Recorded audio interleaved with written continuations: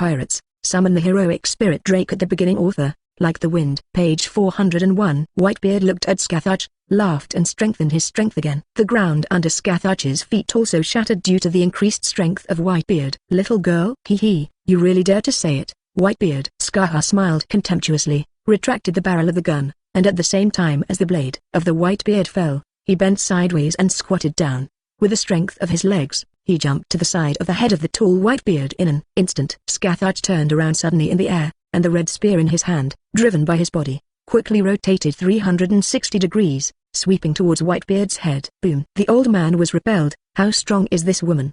The members of the Whitebeard pirates watched in amazement and raised their domineering arms covered with armed colors to block Scathach's shot from Whitebeard. And under Whitebeard's feet, a trace of 2 feet sliding back is clearly visible. Seeing the traces under Whitebeard's feet, not only the members of the Whitebeard pirates were surprised, but the Murlocs and humans who were watching were also wide-eyed. It is hard for them to imagine that a woman without many rumors actually has a white beard that beats back the strongest man in the world. With this ability, even if Scathach really loses to Whitebeard in the end, her name will still be remembered by these people. Not only that, Skahana's ruthless appearance that is not inferior to the Empress Hancock also left a deep impression on people. Some pirates staying on Murloc Island couldn't help but feel deeply jealous that Ziyan has such a partner. Interesting, it looks like I underestimated you, Kula-la-la. Whitebeard stood up straight, dispelling the arm domineering covering his hands. Also, it looks like Ziyan won't fight me if I don't repel you. In this case, I will have a good fight with you, girl. Kula-la-la. Come on, let's change places. I don't want to destroy my old friend's square. No need,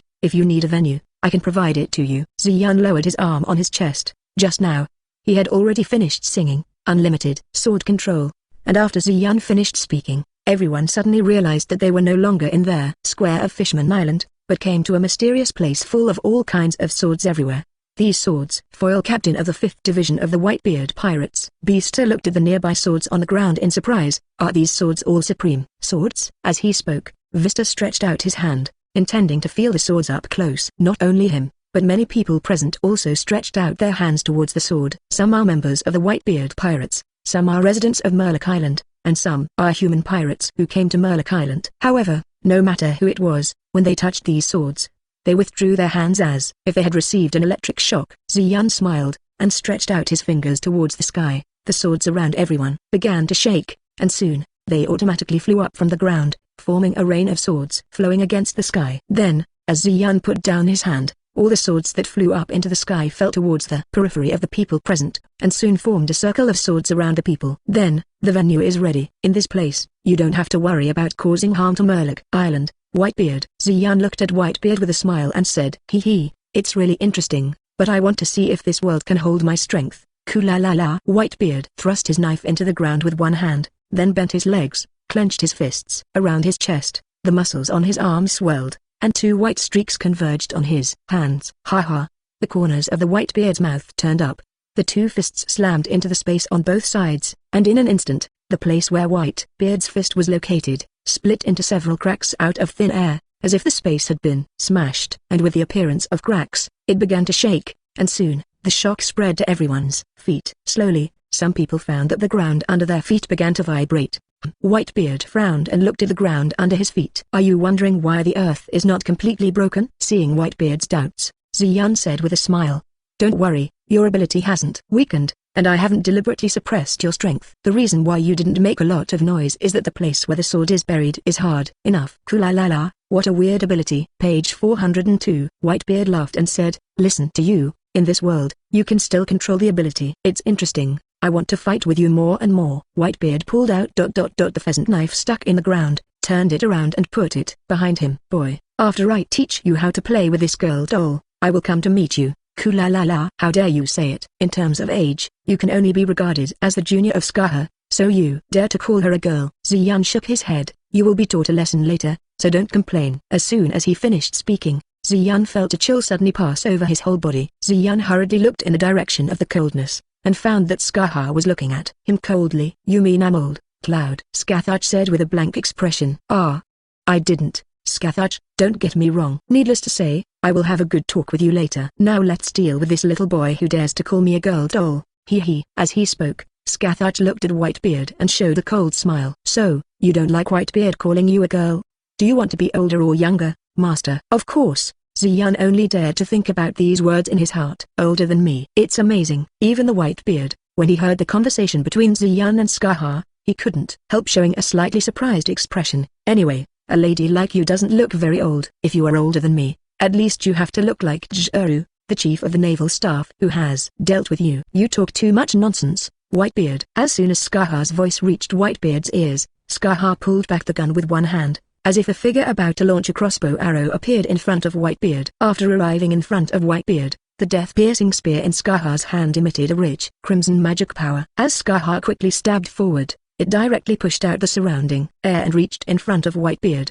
Faced with Skathach's attack, Whitebeard's pheasant knife instantly gathered the power of their shocking fruit, and slashed at Skathach's spear. Boom! As the loud noise came out, everyone in the field soon saw that where the weapons of Whitebeard and Skathach touched, the space cracks caused by the huge wave of crimson magic power and the ability of the shaking fruit were fighting against each other.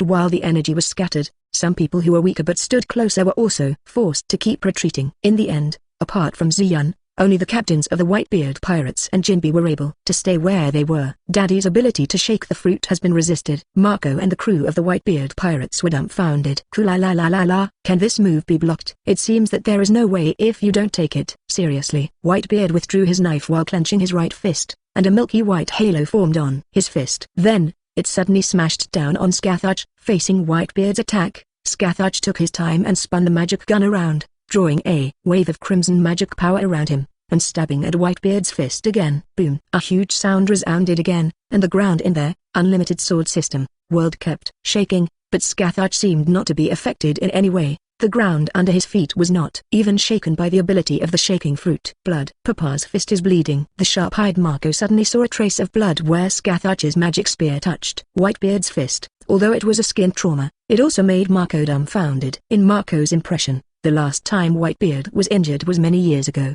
when he fought Roger the Pirate King. Kulala, yes, really good. Your name is Skaha, your strength is really good. I haven't bled for a long time. Kulala-la-la-la. Whitebeard felt the wound on his fist, and instead of getting angry, he became even more excited. Hey, let me see your true strength, warrior. If you can't do it, fight until I take your life. In Skathach's free hand, a blood-red spear piercing through death appeared again. He stabbed at Whitebeard. Ding! Whitebeard quickly raised the pheasant knife in his hand to block Skaha's magic gun. Is there another gun like this? Whitebeard said with a smile. You really have a lot of amazing things. After getting in touch with Skaha's magic gun, Whitebeard already knew that the gun in Skaha's hand is definitely not ordinary, even better than the supreme sharp knife Kong Yunki in his hand. Page 403. However, you actually asked me to show my true strength, and said that I would fight to their death. Kulala, how dare you say that? Scatha. Whitebeard used both hands to block Skaha's two magic spears. Kong Yunki pulled behind him. The milky white light circle containing huge vibration energy quickly condensed on Whitebeard's blade, and then quickly waved it at Skaha. Go! Skaha smiled, his legs sank, and the moment before Whitebeard's blade came to him, he jumped on top of Whitebeard. Whitebeard's blade didn't hit Skathach, but he cut out space cracks one after another in their original space, and the cracks quickly chased Skatha above. The Skathach spear tip in the air swiped to stop the crack from spreading, and then several magic spears suddenly appeared beside him, flying towards Whitebeard quickly. Whitebeard quickly spun the long knife in his hand, and knocked away the magic spear that Skaha had thrown. Since I want to show my real strength, shouldn't you also show your own skills? Whitebeard looked at Skathach and said, you geese still have some strength. As you wish. After Skathach finished speaking, the speed increased again. Whitebeard's eyes only caught a red after image, and Skathach came to him. Whitebeard smiled, his eyes flashed with anger, and the figure running towards Skathach would draw out his own blade. Ding, ding. With the acceleration of Skaha's speed, the people watching the battle could no longer see Skaha's moving figure clearly. They could only see Skaha appearing and disappearing from time to time. Ha was always able to dodge his attacks. Ziyun, who is this woman? Marco came to Ziyun's side and asked in surprise. It was the first time he saw his father caught in such an anxious battle, and as time went by, many wounds appeared on Whitebeard's body. What surprised Marco there most was that Whitebeard's back, which had never been injured, was cut open by Skaha's magic gun. Large and small wounds. Hee. Skaha is the queen of the Kingdom of Shadows, the lord of foreign lands and demon lands, and there are not many people in the world who can stand shoulder to shoulder with her. At least not with Whitebeard. Ziyun said with a smile, obviously full of confidence in Skatha. Strictly speaking, She has left the realm of a human being and is approaching the realm of a god. God? Marco couldn't help being taken aback when he heard Ziyun's words, and then looked towards the direction where Whitebeard and Scathach were fighting with a little worry. Seeing his own attacks, he was continuously dodged by Scatha. After fighting with Scatha again, Whitebeard stuck the long saber on the ground again, clenched his fists, and used their ability of the shocking fruit. Facing the afterimage of Scathach smashed past. Faced with Whitebeard's attack, Scathach's mouth curled up. He stopped his footsteps, and there 2 guns burst out with a lot of magic power, stabbing down at Whitebeard's body. Boom boom boom. A huge roar and vibration erupted, and the ground under the feet of the 2 people in the battle finally couldn't resist this force and began to shatter rapidly. The onlookers were not allowed to step back again to avoid being affected.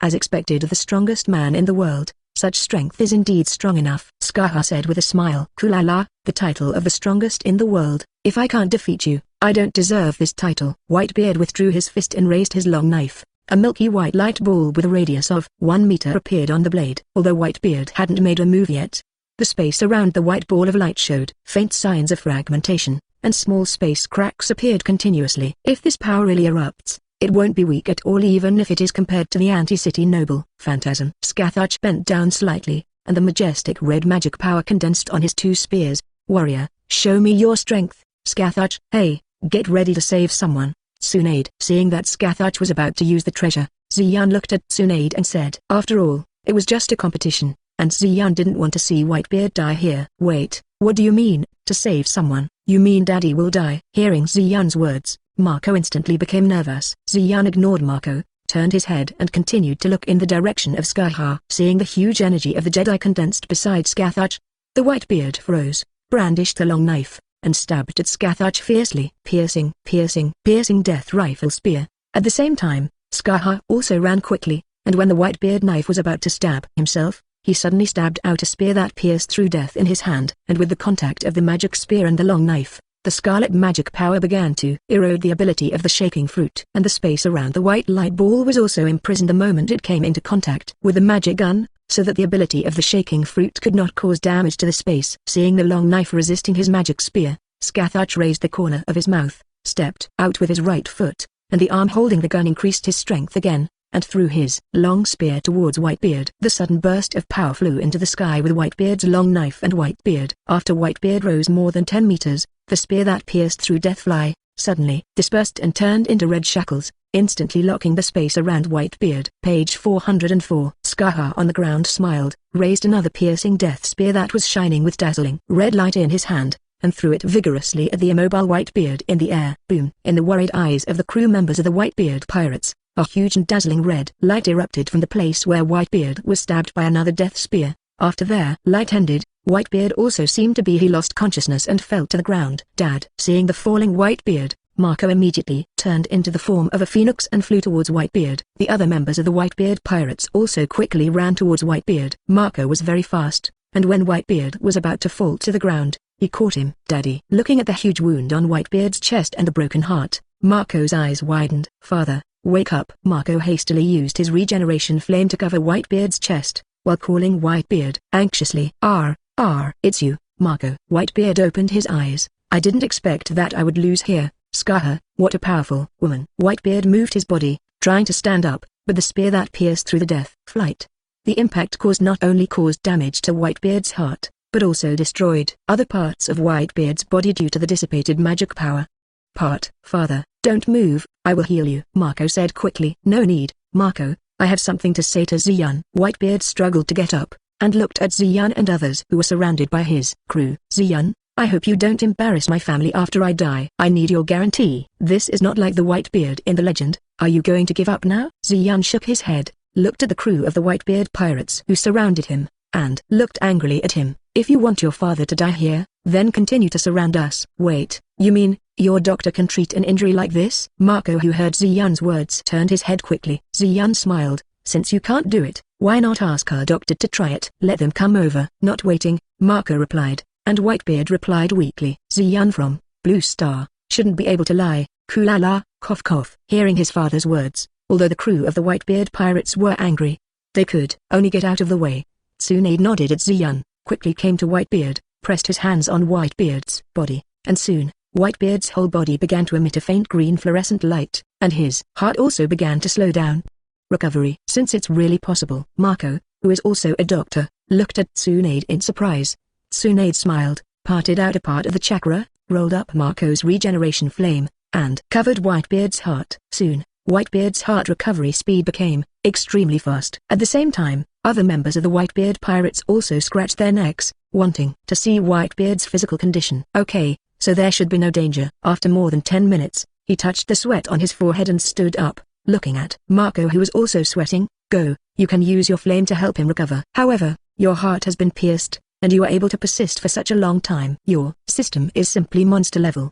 But thanks to this, I was able to save you.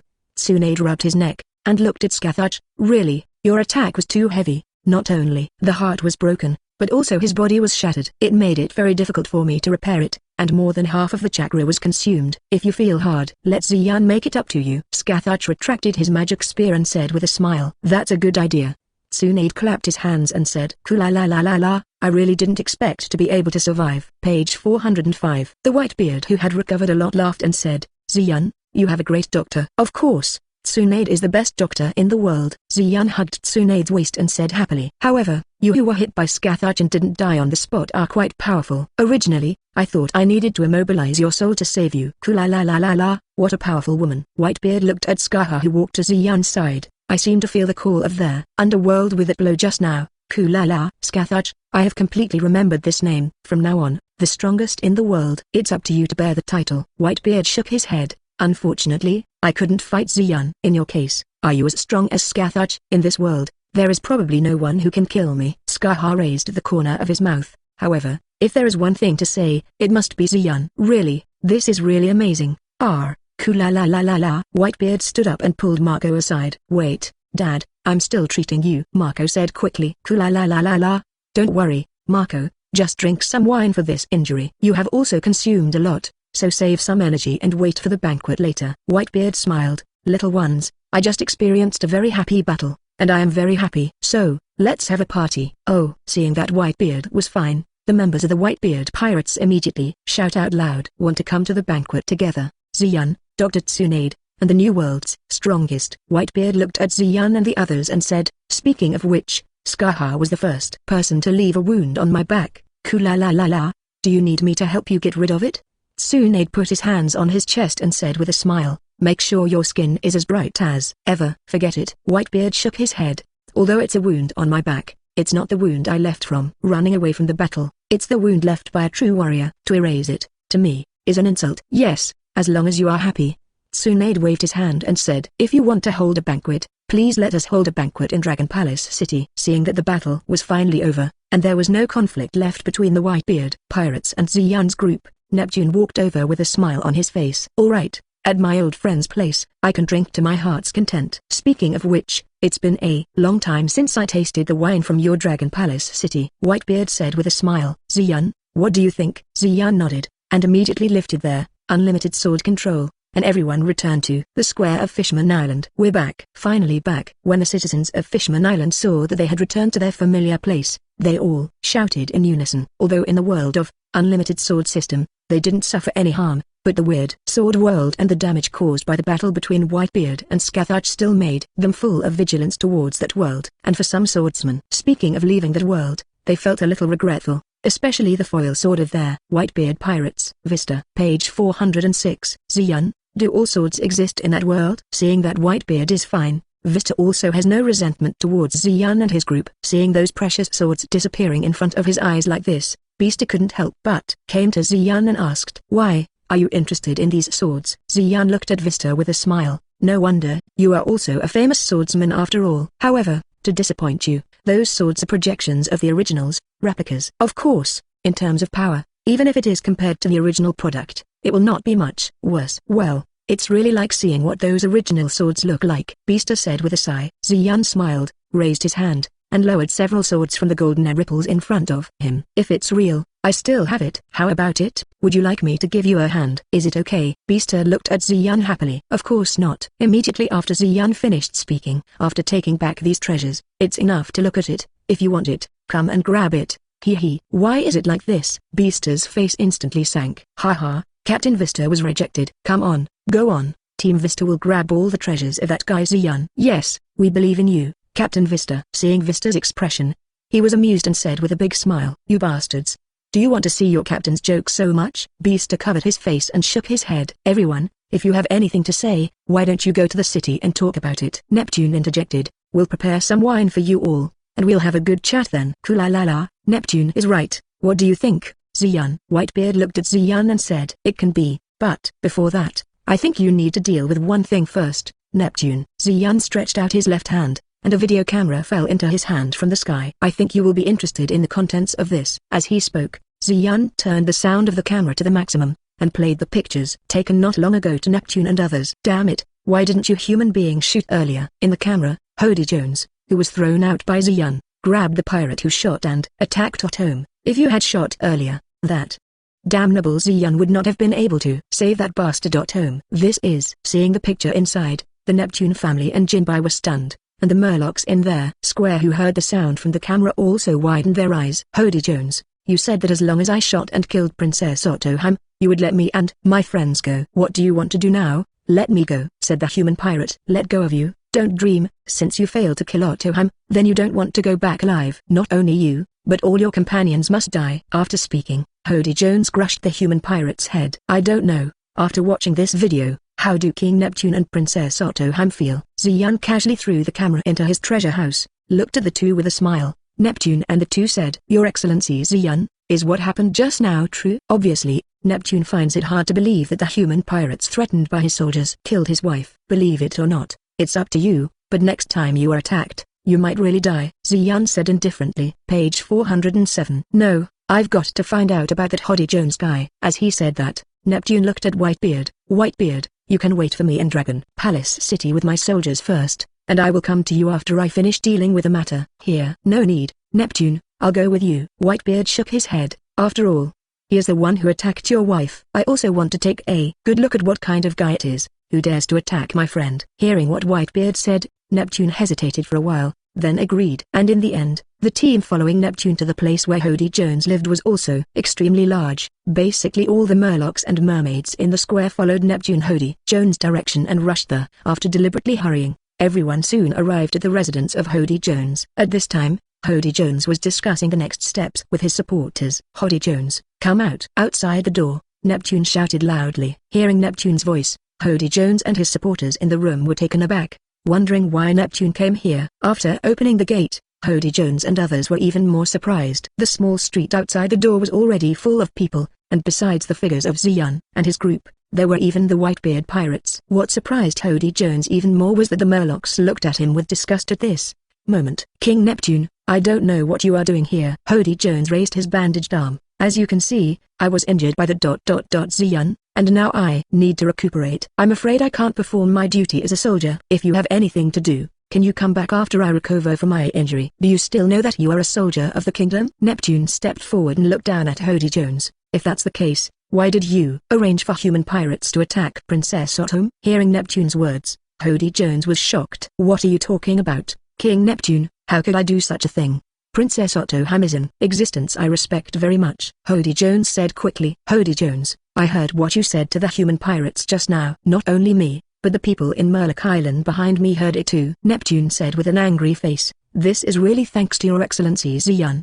If it wasn't for him, I wouldn't know you are such a guy." "Zion." Hody Jones looked at Zion in surprise. "King Neptune, please don't trust that human being. I am the people of Murloc Island." "Hody Jones, look what this is." Zion smiled and came to the ground of Hody Jones, holding a camera that captured their conversation between Hody Jones and the human pirates. "You can talk about it after you see this, he." After speaking, Zion pressed the play button of the camera. Seeing the content in the camera, Hody Jones' face changed from surprise at the beginning to anger, and after watching it, his face was extremely gloomy. "Zion, you bastard." Hody Jones stretched out his hands and grabbed Zion's neck. Blood splattered everywhere, and Hody Jones' hands were pierced by Scather's magic spear before they touched Zion. "Don't touch my man with your ugly hands." With a grim face, Scather raised the magic gun in his hand and swung it vigorously, throwing Hody Jones towards his companion who was rushing towards him. "Boss, are you okay?" After Jones, his companion asked hastily. Hody Jones said nothing, but looked at him with hatred. "Hey, these eyes seem to be very stubborn. Do you want to take your eyes off?" Ha. Scathach pointed the tip of his gun at Hody Jones and said, Sir Scathach, can you deal with them? Neptune hurried forward and said, Pooh. Hody Jones spat out, Neptune, look at you, how cowardly and humble you are. We are the most honorable Murlocs in the world, but when you face humans, you are in this state. Page 408. Don't you feel ashamed? Hody Jones dragged his stabbed and bloody arm to his feet. Obviously, we keep such noble blood, but we have to pray to mankind for peace. Are you kidding me? We Murlocs are born to rule over humans. It's because Ottoham prayed for peaceful coexistence with humans like that I'm going to kill her. By this time, Hody Jones did not hide the fact that he planned to kill Princess Ottoham. What? You really did it, Hody Jones? You bastard. You actually want to kill Princess Ottoham? Hearing that Hody Jones admitted his crime, the soldiers of Dragon Palace who once worked with Hody Jones immediately roared angrily. Boss Hody Jones, let's fight out together. We are together, so what if it is the Drake Pirates? We can definitely leave. Yeah,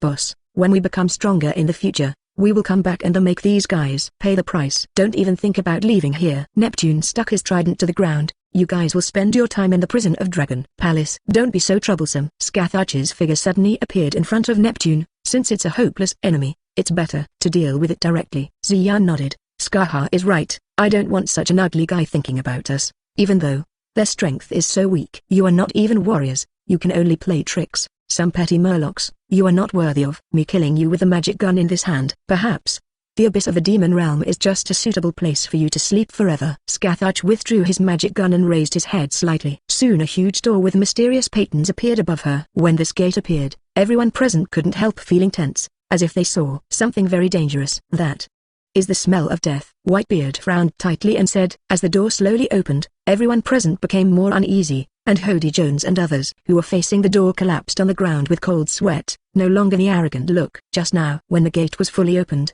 the passage inside the gate, which looked like a huge mouth of an abyss, produced a huge suction force that shrouded Hody Jones and the others. Hody Jones and his group were sucked into the gate without even being able to resist. The gate of the demon realm overflowing with death. You can sleep well in it, ugly guys, Scathach said with her eyes closed, and following her words, the open door to the demon realm slowly closed and disappeared into the sky. When the gate of the demon realm was young, the sun once again covered this area and sprinkled on everyone, but the sunlight could not dispel the chill in the hearts of everyone present when they saw the gate of the demon realm overflowing with death. What a powerful woman. Whitebeard shook his head and sighed. There is still such a means. When you are fighting with me, you haven't used your full strength yet. Scathach's strength is not as simple as you imagined. Whitebeard, if you know her previous record, you won't be surprised that you lost to her. Xian smiled, looked at Neptune. Isn't there a banquet going on? You can lead the way. Oh, that's right. Please everyone from the Drake Pirates, and everyone from the Whitebeard Pirates come with me, and we will present our highest standard banquet to you right away. Hearing Xian's words, Neptune finally came to his senses and quickly answered Xian. Come on, everyone, please drink whatever you want.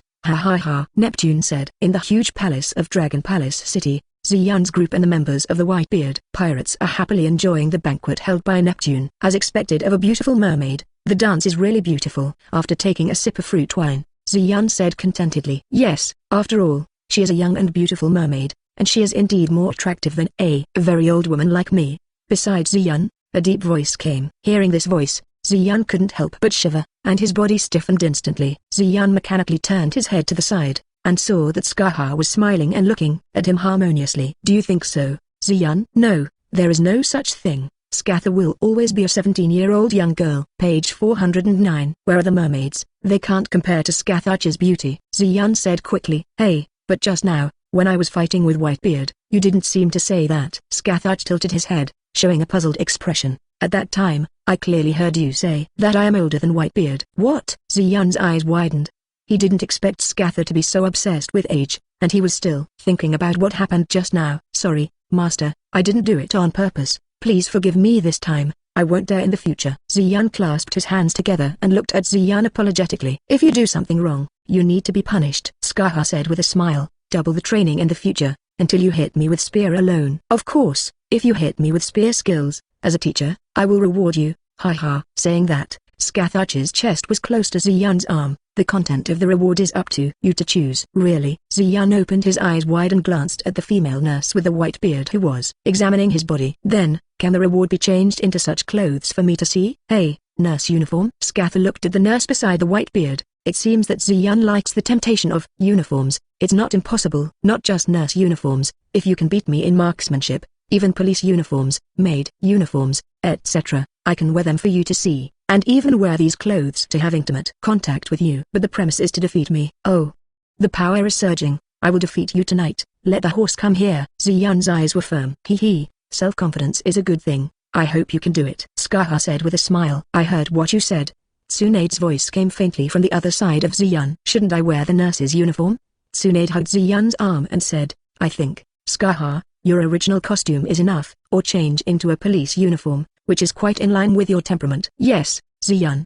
Tsunade looked at Ziyun and said. Hearing Tsunade's words, Skathuch couldn't help. That, Skathuch's outfit is really pretty, haha. However, it's nice to have a change of style once in a while, Ziyun said. Then, as expected, I still need to change into a nurse's uniform. As for Tsunade, did you say that there can only be one person as a nurse? And, shouldn't you change into a doctor's attire rather than a nurse's? Skathuch shook his hair and said, well, that's true. The doctor's uniform in the white coat is also a good choice. Putting one hand to his chin, Tsunade nodded. Boom. Really, let us go and get your stuff, and you're here to enjoy it. Longwan put a large bag of things in front of Ziyun, and said dissatisfiedly, surrounded by beautiful women, it makes you feel very happy. Sister, please be more polite to Ziyun. Behind Tornado, Fubuki, who was dragging a lot of wine bottles with telekinetic power, said. Fuxiu stuck her head to Longwan's ear, and said with a smile, Sister, if you do this, be careful not to be hated by Ziyun. Oh, no way. Ziyun stretched out his hands to hold the Tornado in his arms.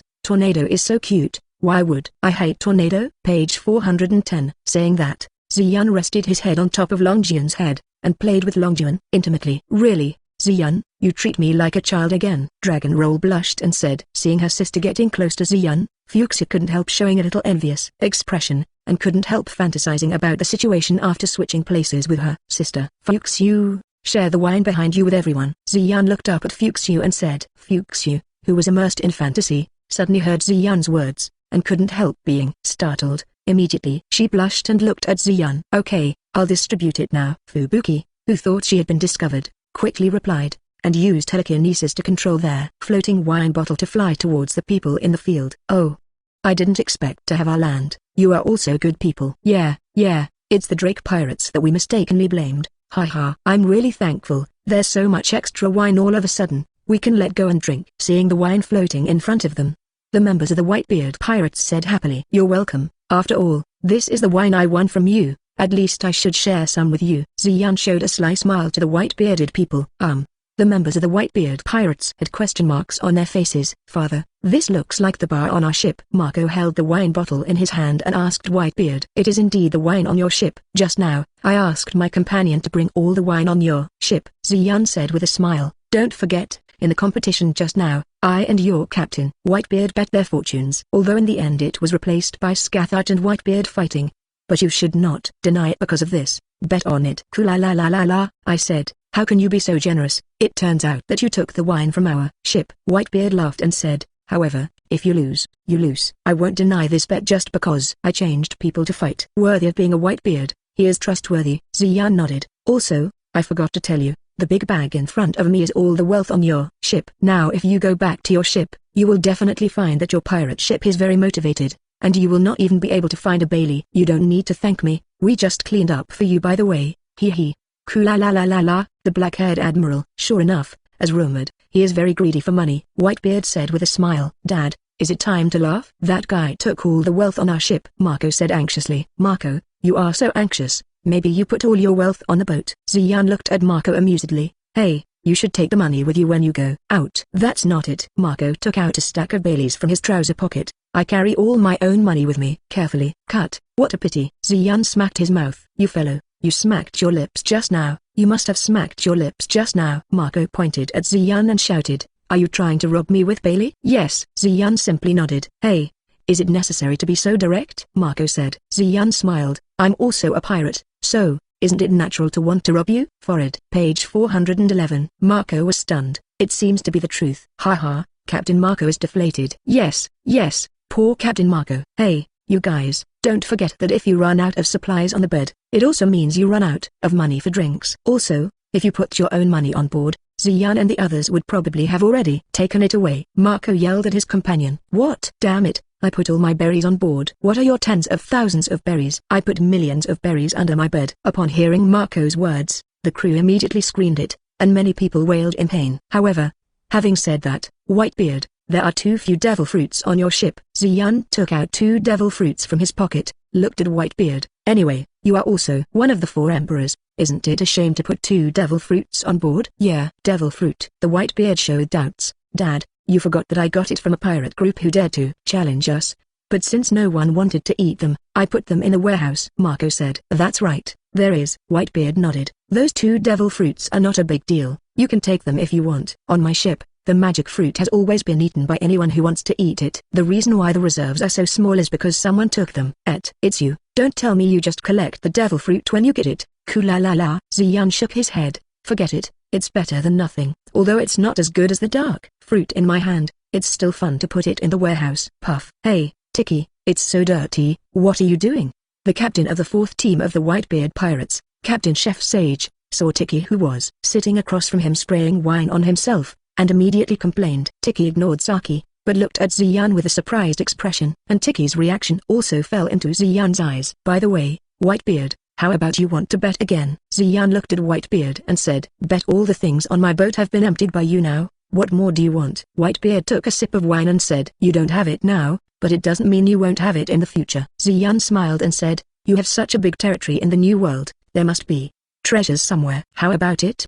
Do you want to bet on the devil fruit, and block me? A few. Ziyan threw the 2 devil fruits in his hands. Maybe in addition to winning these 2 devil fruits back, you can also win the dark fruit in my hand. Hearing Ziyan's words, Tiki's eyes instantly shone. Interesting. Whitebeard put the wine glass heavily in front of himself. Although I'm not interested in winning those 2 devil fruits back, I'd be very happy if I could win you. Also, recently, you have obtained a lot of devil fruits from the Navy and the world government. If you win, maybe my children will be willing to eat them. Kula-la-la. Then, how do you want to compare? Ziyan. Don't think too much, Whitebeard. Besides the dark fruit, I only have these 2 devil fruits I got from you. So, I think we can arrange 3 matches. It would be too boring if we just competed through fighting. Therefore, I think cooking skills can be added to the competition. Kula-la-la. If it is a competition of cooking skills, Saki will not lose to anyone. Whitebeard stood up. Just now, I didn't fight with you just now. Since there is a competition, this time, I will fight with you in one of the competitions. Father, wait a minute. Your injury is not completely healed yet. Marco said quickly. If you want to fight, let me do it. Do not worry. Page 412. Tsunade stood up. At first, I thought it would be enough to heal to that extent, but since there will be a competition next time, then I'll give you a thorough treatment. Then, while Tsunade is treating you, how about we ask our chef to go to the kitchen to prepare some food? Ziyan smiled and said, don't say I won't give you a chance. If your cooking skills can satisfy me, even if you don't beat us, I'm willing to give you this dark fruit. After all, although this devil fruit has a special ability, it can be regarded as a one-nature fruit, but after all, it can't speak of elements, so no one on our side wants to eat it. In addition, although it cannot be elementalized, it can suppress other devil fruit users to a certain extent. I think there must be some people on your side who are willing to eat it. As he said that, Ziyan took a special look at Tiki, but Tiki's attention was all on the chef Saki of the Whitebeard pirates at the moment, so he didn't notice Ziyan's gaze. Come on, Sarge, you must win honor for our pirate group. Tiki patted Saki on the shoulder, and said enthusiastically, although that Ziyan commented on the dark fruit like that. But no matter how you say it, it is still a natural type. I believe it is still very powerful. Thief, ha ha ha ha ha. Don't worry, Tiki, I will win for the honor of our pirate group. Saki patted his chest confidently. Also, don't you believe in my cooking skills? Ha ha. Have you decided on your characters? Whitebeard. Ziyan pulled Yuan Reimitsu's arm. Our side will be played by Minamoto Reimitsu. Your characters have been selected. We can start. Father, leave it to me. Sak came to Whitebeard and said, Kula-la-la-la-la, come on, Sage. Whitebeard laughed. You too. Let my son take you to the kitchen. Neptune stepped out at the right time and said, with his eldest son, Sharkstar, beside him. Minamoto Reimitsu and Saki nodded respectively, and followed Sharky in the direction of their kitchen. Before leaving, Minamoto Larimitsu did not forget to give Ziyan a big hug. Since Sarge and the others have already passed, then the first match will be up to me. Marco walked into the arena. No problem, old man. Kula-la-la-la-la, if you go, I'm very relieved. Whitebeard said with a smile. Come on, Marco. Teach them a lesson. With your ability, you will definitely be able to win. Seeing Marco appear on the stage, the other captains also showed smiles,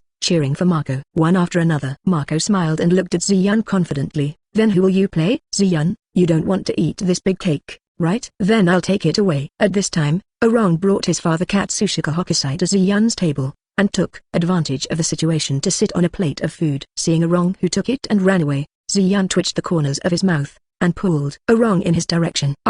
It's flying, it's flying. Arong in the air exclaimed. Ziyun got up, and hugged Arong who flew over from behind Arong. You bastard, go fight for me. Ziyun put his fists on both sides of Arong's head, and drilled hard into her head. I promised to work hard, but after you came here, you can eat all day long. What about the comics I asked you to draw last time? Where is the progress? Oh, it hurts so much. Let me go. Arong vigorously moved Ziyun's arm, but still can't escape. Daddy, don't just watch, come and help me. Katsushika Hokusai heard Arwing's words and glanced aside, pretending he didn't see it. Damn Daddy, you bastard Daddy, you won't help me, I will make you an octopus pancake in there. Future. Arong said, okay, Ziyun, I will fight. Let me go. Seeing that Arong was willing to fight, Ziyun put down his hand. So, can you tell me now, how is my comic progress? Forehead. Arong looked at Ziyun with a guilty conscience. That. Page 413. During this period of time, you really have been lazy. Ziyun folded his hands on his chest. It's decided,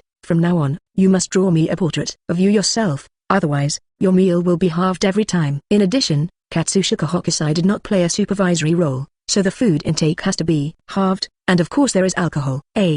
Why? Arong screamed. Katsushika Hokusai, who had an expression of having nothing to do with himself, immediately reacted when he heard Ziyun's words. Turned round. After seeing Ziyun's serious expression, several brushes appeared on Katsushika Hokusai's tentacles, and a 2-meter-long canvas appeared in front of him. I saw Katsushika Hokusai waving up and down on the canvas, and when he swiped his brush, he could see continuous ink splashing out of magic power.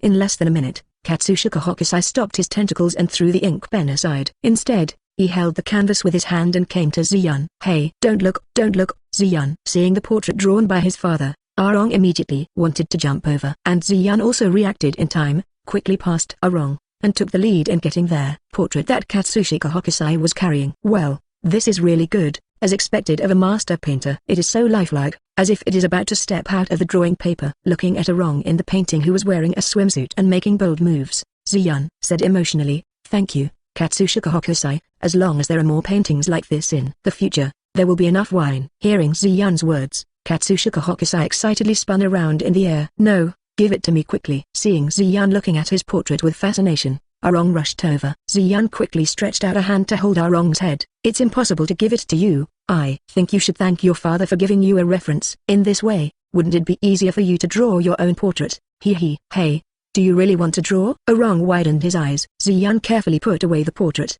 and stretched out his index finger to Arong. Would you like to halve the food and halve the drinks? Arong, I don't want to. Since this is the case, let me draw it well, and also mention the progress of the manga. Ziyun pressed Arong's hair and rubbed it vigorously. Now, let me finish this competition first. As he said that, Ziyun directly sent Arong to the center of the hall with his telekinesis, and Katsushika Hokusai also quickly landed on Arong's shoulder. I'm sorry, I have to finish the work Ziyun gave me now, so waiting a while may hurt you. Facing the confident Marco, Arong took out his huge paintbrush and said, if you can do it, try it. Marco ignited blue flames all over his body. I also want to see what kind of abilities their newcomers of the Drake Pirates have. After finishing speaking, Marco leapt into the sky, turned into a blue phoenix and rushed towards Arong. Come on, Captain Marco. Come on, Marco, teach her a lesson. Marco's companions shouted loudly. Even Whitebeard looked over intently, wanting to know what kind of abilities the companions sent by Ziyun possessed. Facing Marco who swooped over, Arong picked up the paintbrush and picked it up.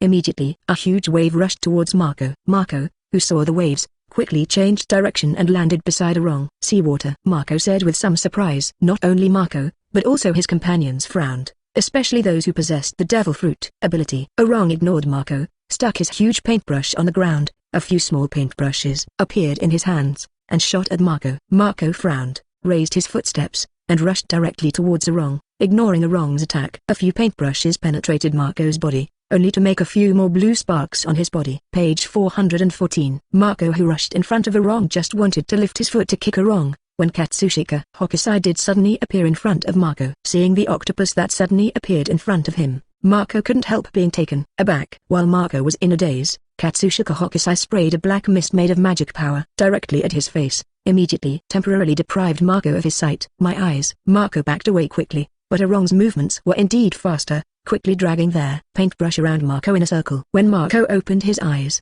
he saw Arong waving his hands at him, as if saying goodbye to him. Just when Marco was wondering, a hill suddenly surged under his feet, pushing him directly and leaving Dragon Palace City. Hey, it should be solved now, isn't it quite easy? Arong put his hands on his hips and said happily. Well, Dad, what are you talking about? This guy hasn't lost yet. Seeing Katsushika Hokusai dancing in front of him, Arong looked at the top of Ryugyu Castle with some doubts. Through the dissipated mountain scenery, Arong happened to see Marco waving his wings and swooping down. This is really painful.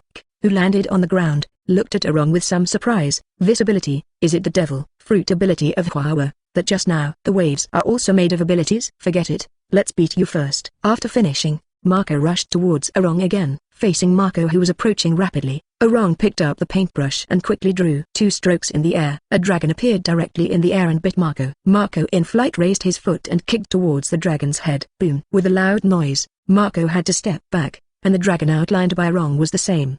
Slowly dissipated in the air. It's indeed a powerful ability.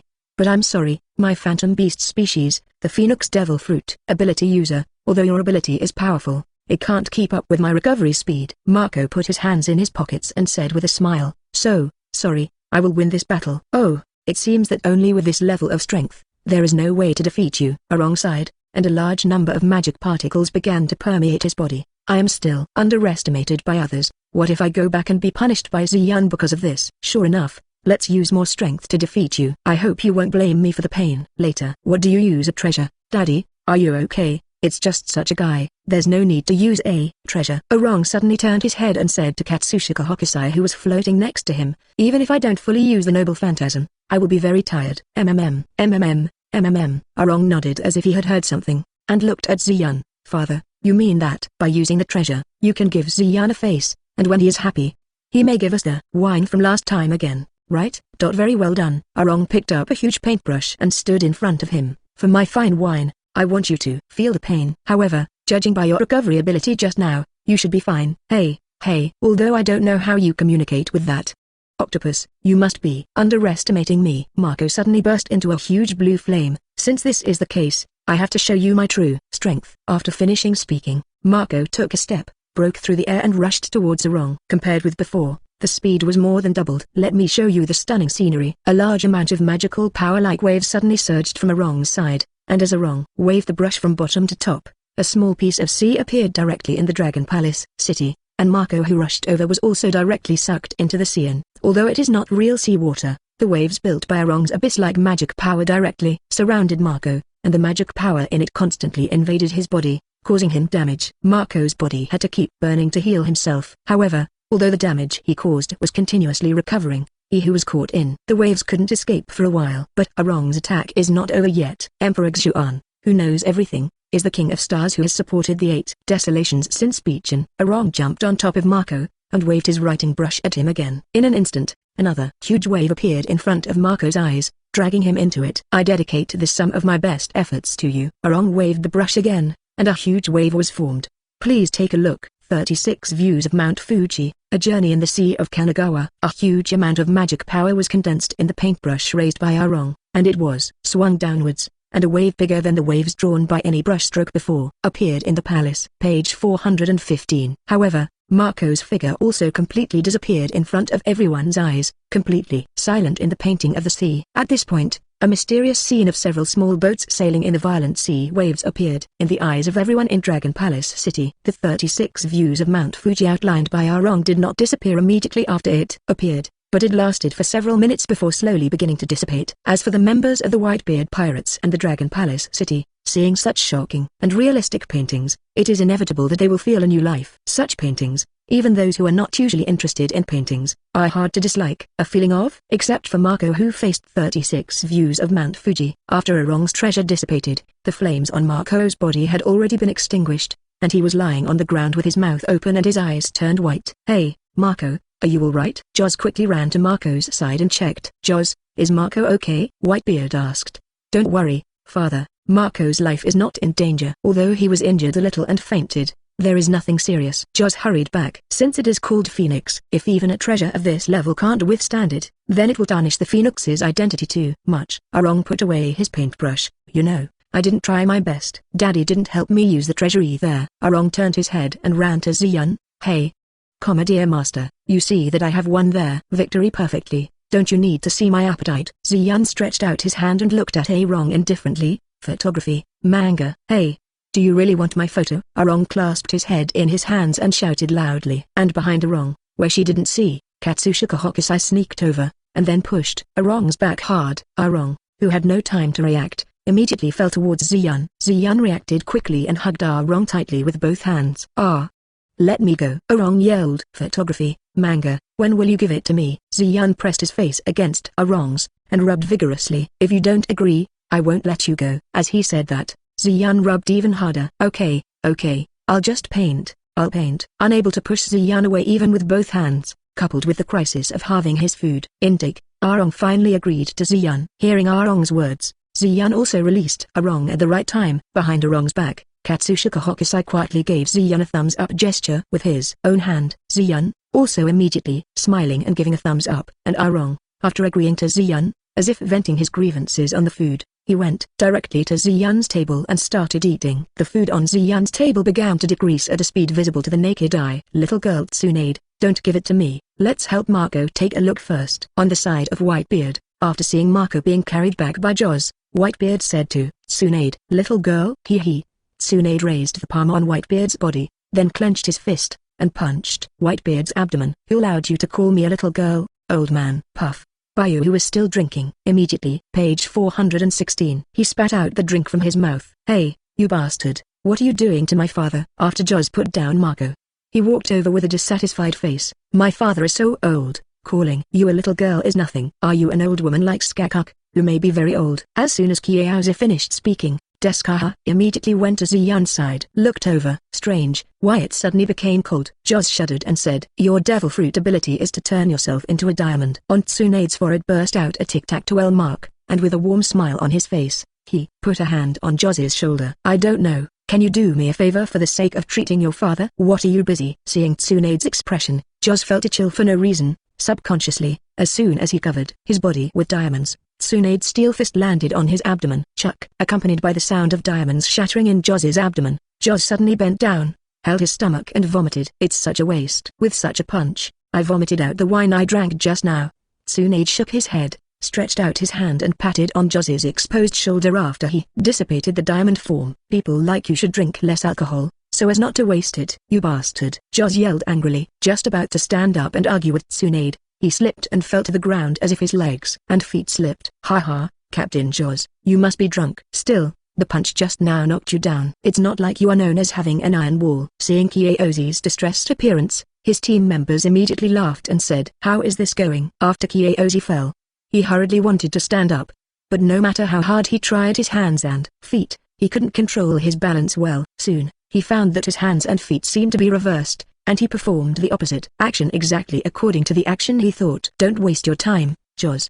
Tsunade crossed his arms and looked down at Joz. I disturbed your nerves. In the next 10 minutes, you can enjoy the action brought by the disordered nerves. Ha. After hearing Tsunade's words, the members of the Whitebeard Pirates realized something was wrong. The two team members who laughed at Joz just now rushed to Joz, trying to help him up. However, a purple light blocked their way. The two pirates looked in the direction of the light, and found that Skathuch was gesticulating with his fingers. With the movement of Skatha's fingers, a mysterious rune appeared on Josie's body. And when the rune was drawn, Josie's body was slowly covered by a layer of ice. It's so cold. Feeling the coldness, Joz wanted to stretch out his hands to wrap himself around him. But the action he brought was indeed that his two legs were entangled with each other.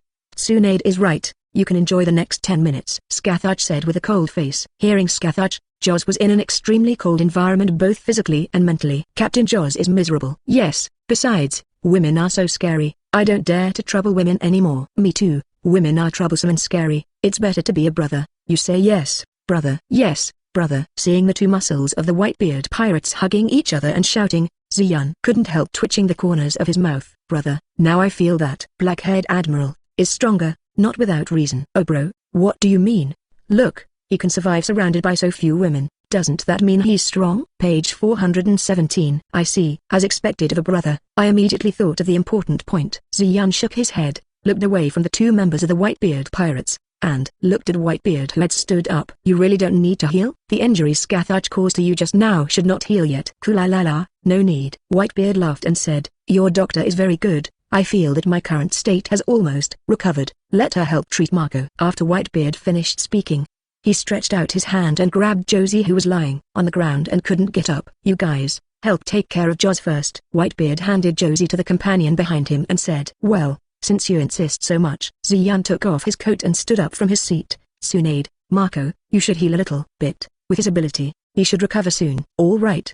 Tsunade nodded, walked to Marco and began to heal him. Expand your sword world. I don't want to shatter my old friend's palace. Kulalala. Whitebeard laughed. Ziyan shook his head. I'm sorry, I have a problem, an ability, and I don't want to use it a second time within a day, so I don't plan to use unlimited sword system. Now, hearing Ziyan's words, Neptune was startled, and quickly stood up. Your Excellency Ziyan. Don't worry, Neptune, I don't intend to directly start a war with you. Ziyan interrupted Neptune, and showed a mysterious smile to Whitebeard and the others. I don't know Whitebeard. Do you like listening to stories? Story. Whitebeard frowned, not why he asked him this question at this time. Let you see, the never-ending story woven by my wife's language. 1001 Nights. After Ziyan finished speaking, a huge wave of magic power suddenly floated around him, and extremely mysterious lines of magic power were engraved on his feet. The wave of magic power erupted suddenly, and a lot of wind and sand were blown to the people present. People have to temporarily close the wind and sand in front of them. Here is Foilbister, who opened his eyes again, looked coldly at the deserted yellow sand world in front of him. Is this a different world? It looks like it is. Whitebeard pirates. Yazang, the captain of the 16th division, walked to Vista, but this world doesn't seem to be anything special, and the world just now, full of swords, must feel a lot weaker. Could it be that he simply changed places? But if that's the case, why did Ziyan say let us watch the story? What is this place? Suddenly, Marco's voice came from behind Whitebeard and the others. Oh, you're awake, Marco, just in time for Daddy's battle. Vista looked at Marco and said, Father's fight. Marco was taken aback for a moment, and when he saw Ziyan and others on the opposite side, he suddenly realized, by the way, it's a competition with the Drake pirates. But, what's going on with this place? Have we returned to land yet? Kulalala, we haven't returned to the land. This is the environment that Ziyan changed, which is probably similar to that unlimited sword system. Whitebeard said, since he summoned this world on purpose, it shouldn't be that simple. Of course it's not that simple. You guys just wait to be dumbfounded, right? Tsunade walked past Whitebeard and waved to the crowd behind him. Since Marco has woken up, the next injury will be left to him. I'd better go back to our side and watch Ziyan defeat you. Whitebeard. Kulalala, you are really confident. Whitebeard smiled and said, in this case, let me take a good look at your ability. Ziyan. As you wish. Ziyan approached Whitebeard slowly. The story of Harun Rashid, the story of Xinbei Ide, the story of Aladdin. Following Ziyan's words, one figure after another gradually appeared behind him, and there were many powerful men among them. Page 418. And when Ziyan stood in front of Whitebeard, there were already people standing behind Ziyan. Behind him, it was like an army. These are phantoms I created with my abilities, so don't think that I don't intend to fight you alone. Ziyan said. Hee. Last time it was a sword, this time it's a human. The muscles in Whitebeard's left arm swelled, and a milky white halo condensed on his fist. Then, let me see what kind of strength these people you summoned have. After finishing speaking, Whitebeard waved his fist towards Ziyan. Boom. Whitebeard's fist didn't reach Ziyan's face, but was stopped by the lamp genie who suddenly appeared on the way. Even, the ability of the shaking fruit was absorbed by the lamp spirit, which did not cause any damage to the surroundings, but only made the lamp spirit's body swell even more. The lamp spirit raised its head slightly, and suddenly sprayed a scorching flame at the Whitebeard. Facing the flames, Whitebeard withdrew his fist, spun Kong Yunki in his hand, and cut off their flames. And as the lamp spirit launched an attack, the story characters behind Ziyan also immediately. He rushed towards the Whitebeard. All of a sudden, huge shocks, flames and lightning burst out continuously in the field. Really, you guy, you have too many strange abilities. Whitebeard held his long knife and took a deep breath. Beside him, there were many characters. In the story Ziyan summoned slowly turning into magic particles and dissipating in the air. And the rest of the characters in the story basically have wounds on their bodies. And even their magic lamp genie looks a bit tattered. In the battle just now, the genie of the magic lamp has been standing at the forefront of attacking Whitebeard. Naturally, he has also received special care from Whitebeard. If it weren't for the exceptional strength of the elves, coupled with their special abilities, they might have collapsed long ago. It's so cunning. With this kind of ability, it's obviously a one-on-one fight. But now it's Dad fighting with a group of people. Yeah. The members of the Whitebeard pirates said dissatisfiedly when they saw that Whitebeard was in a hard fight. Hee.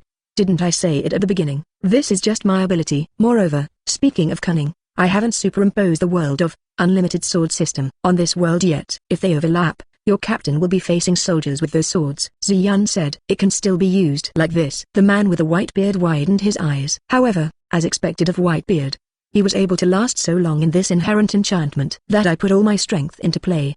And judging by the situation, the remaining people will have to spend a lot of time to defeat you. Ziyun rubbed his fists, approached Whitebeard. All the story characters around Whitebeard turned into spots of light and dissipated. Sure enough, it's better for me to do it faster. Ziyun raised his head and looked at the Whitebeard, with the corners of his mouth turned up, revealing a defiant smile. Let me also taste the fist of the strongest man in the world. How about it? Haha. Hey, are you finally planning to do it yourself? Whitebeard smiled and looked at Ziyun, who was approaching him. The power of shaking fruit was condensed in his fist. Then, according to your wishes, I will show you the power of my fist. Saying that, Whitebeard violently swung his fist at Ziyun below him.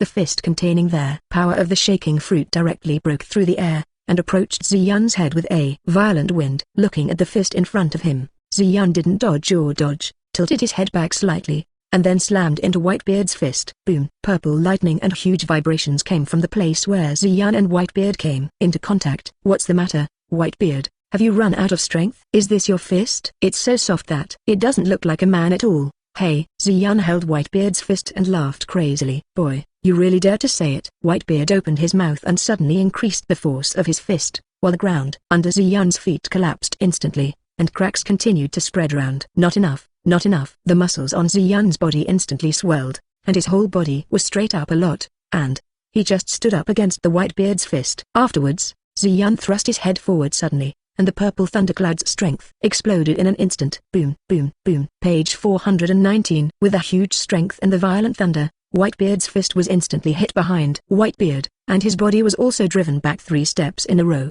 leaving 3 extremely deep footprints. That's not right. I used my head to catch Dad's fist with the ability to shake the fruit, and even forced Dad back. Marco opened his mouth and said, does this guy have the same immortality as Kaido? Bister was equally surprised. Not only Whitebeard's companions, but even Whitebeard himself was surprised that Ziyun was able to block his own attack with his head. Kula-la-la-la, it looks like we can have a refreshing battle. Whitebeard twisted his neck, and looked at Ziyun with bright eyes. Hee. This is the first time I have used this power since I obtained it. Ziyun moved his body a bit, feeling the power he got from Spartacus, the roar of the flawed beast. Hee. This feeling is really not bad. What's the matter, Whitebeard? Don't you come over here, or you need me to ask our doctor to help you recover some physical strength first? Stinky boy, you really dare to say it? Whitebeard smiled, and took his long knife and stepped directly in front of Ziyun. Kong Yankee, who was pulled behind by the Whitebeard, was carrying the shaking fruit, pushing out the air and slashing at Ziyun's right. Ziyun opened the corner of his mouth,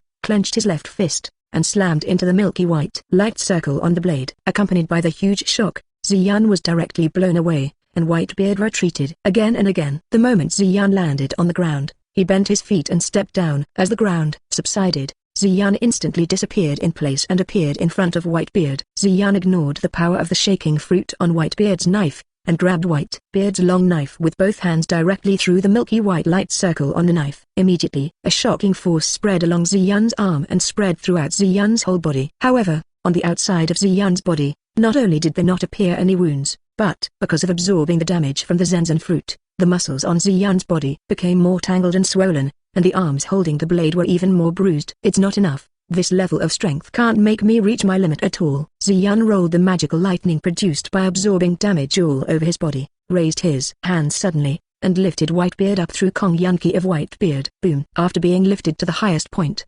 Ziyun suddenly pushed down with both hands, and there Whitebeard was smashed into the ground immediately. Ziyun's strength was so great that it even caused Whitebeard and the ground around him to completely shatter. It's not over yet. Ziyun violently pulled Kong Yankee in his hand, letting Whitebeard come in front of him, and then let go with one hand. Gripping the blade, a fist punched all the magic power accumulated through the damage just now into Whitebeard's body in vivo. Puff.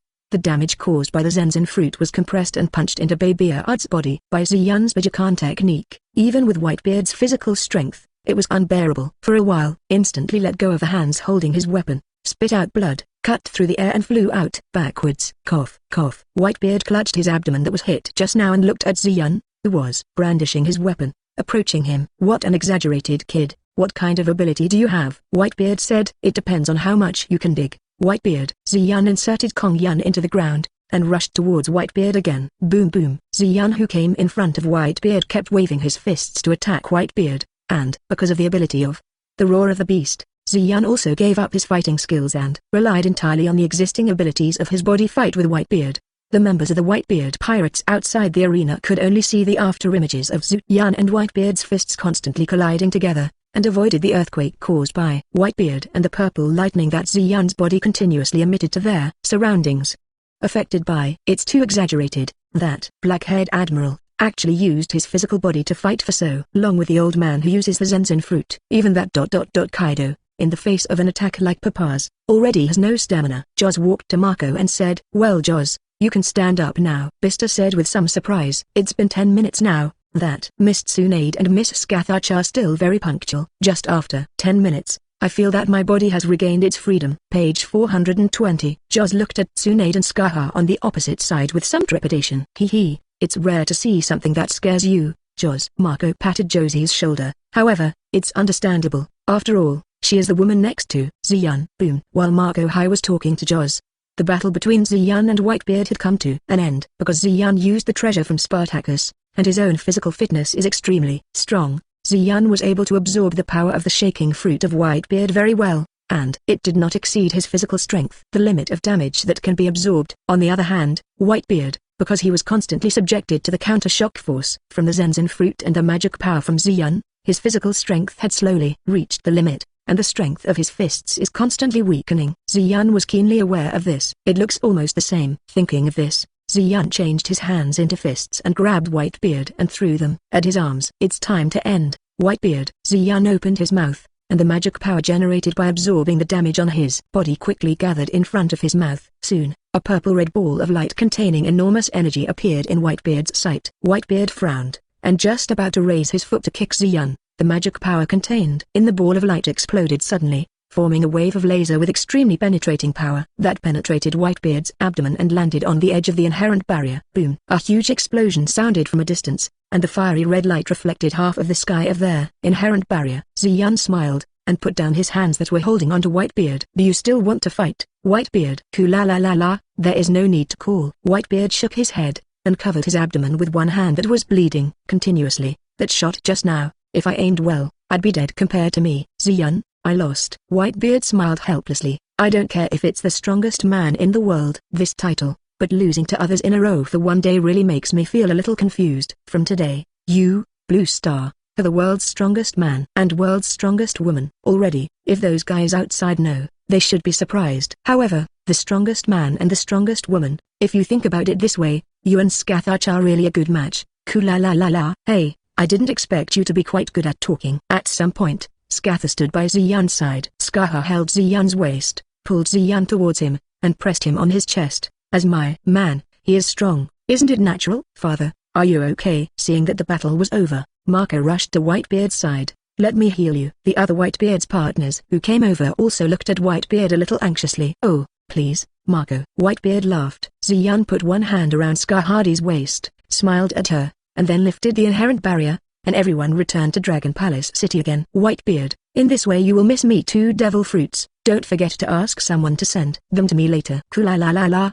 Don't worry, for a man like you, I can't do such a thing as repudiating debts." Whitebeard smiled. "When we return to our territory, we will collect devil fruits, and they will be handed over to you in a short time. Don't get complacent too early, Ziyun. Don't forget, there is still a competition going on." Marco said, "Even if you got 2 devil fruits, but in the end we harvested the dark fruit, we still earned it. Hee, I hope you can win." Ziyun walked up to Tsunade, took her hand and walked towards the kitchen of Dragon Palace City. "It just so happens that after fighting for so long, I'm also a little hungry. Let me go and see where my family's Liguang and your chef Captain Saki are." "What did you cook?" "Father, I'll go and see too." Seeing Ziyun and Tsunade walking towards the kitchen, Tiki hurriedly said to Whitebeard, and then quickly passed Ziyun to the kitchen. What he didn't see was that Ziyun was looking at him with funny eyes. "Show me your show." Blackbeard teach? Ziyun thought silently in his heart. Page 421. Walking to an uninhabited area, Ziyun took out a pen and paper, and with his own memory, he roughly drew the appearance of the dark fruit,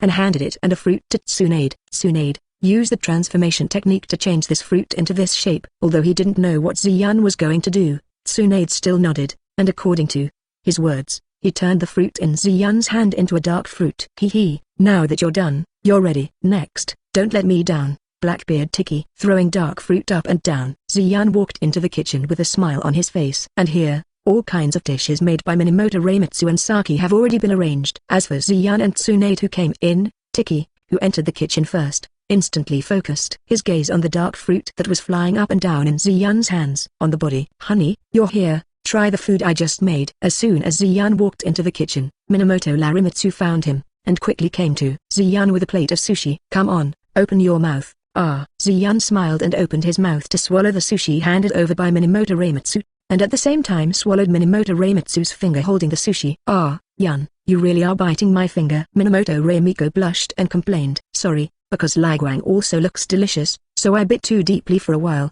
Hee. Ziyun said, how about it, Liguang? Do you have the confidence to beat that chef across the way? Of course, if I can't even beat him, then I'm probably not suitable to cook for my dear. I absolutely cannot tolerate this kind of thing. Yuan Liguang said, I really have confidence. But when it comes to cooking, I don't think I will lose. Sak said on the side. Oh. Are you saying that my cooking is not as good as yours? Minamoto Reimitsu looked at Saki with a sneer. His eyes were slightly surrounded by purple light, and Saki, who was watched by Minamoto Raikou, couldn't help but feel a chill in his heart. Okay, Liguang, I believe you can defeat him, so don't scare him anymore. Ziyun patted Minamoto Reimitsu on the shoulder, and came to the dining table where Minamoto Reimitsu and Saki's dishes were piled up. You don't mind if I try your dishes, Chef? Saki. Certainly, Sak said with a smile. Ziyun smiled, picked up the fork on the side and began to taste the dishes of Yuan, Liguang and Saki. Seeing that Ziyun seemed quite satisfied with his cooking, Saki smiled and returned to his cooking table, intending to continue his unfinished cooking. Hey, Saki, you have to work hard. Tiki came to Sage and whispered, in the two competitions outside, Marco and Dad both lost. Now we all depend on you to save the face of our pirates. What? Dad lost again? Sage looked at Tiki and said loudly, SHH. Tiki quickly covered Saki's mouth, and at the same time looked at Ziyun and Tsunade who seemed to be concentrating on tasting the food. Keep your voice down, don't let Ziyun and the others hear you. Seeing Saki nod, Tiki released Saki. Hey, you said Daddy lost, is that true? Did Daddy fight with that Skaha again? Sak said softly. Tiki shook his head, and looked at Ziyun with apprehension. It was defeated by this admiral with black hair, and he was defeated by the ability to hold Dad's shocking fruit head-on. Even my father admires Ziyun very much. Thatch, we're all depending on you now. Sachi looked at Ziyun in surprise, as expected. As the leader, the strength will not be weak. Don't worry, Tiki, I will definitely use all my abilities to win a round for our pirate group. You just watch from the sidelines, I'm going to be fine. Saying that, Saki stopped paying attention to Tiki, and concentrated on making his own. Tiki, who hoped to get Ziyun's dark fruit, also retreated to the back, so as not to disturb Saki. Page 422. And before Blackbeard didn't notice, above his head, a small vacuum camera was capturing his every move. As time went by, Minamoto and Saki kept putting delicious dishes on the dining table one after another, and Saki couldn't help but smile confidently when he saw that there were many empty plates of his own dishes in front of Ziyun. I don't know, Black-haired Admiral, Your Excellency, what kind of food you cooked for me. Are you satisfied? It's really good. There are some dishes that I haven't tasted before, and they are quite fresh. Ziyun put down the fork and said. Minamoto Liguang at the side hastily picked up a napkin and wiped off the oil stains on Ziyun's mouth. Then, compared to Mr. Minamoto Reimitsu who is beside you, what do you think of my cooking? Would it taste better? Ha, Sak said with a smile. Ziyun didn't speak, took out a plate of extra spicy mapo tofu made by Raikou Minamoto and put it in Saki's hand. Looking at the strange food in his hands, Saki hesitated for a moment, and finally took out a spoon and scooped it up and put it into his mouth.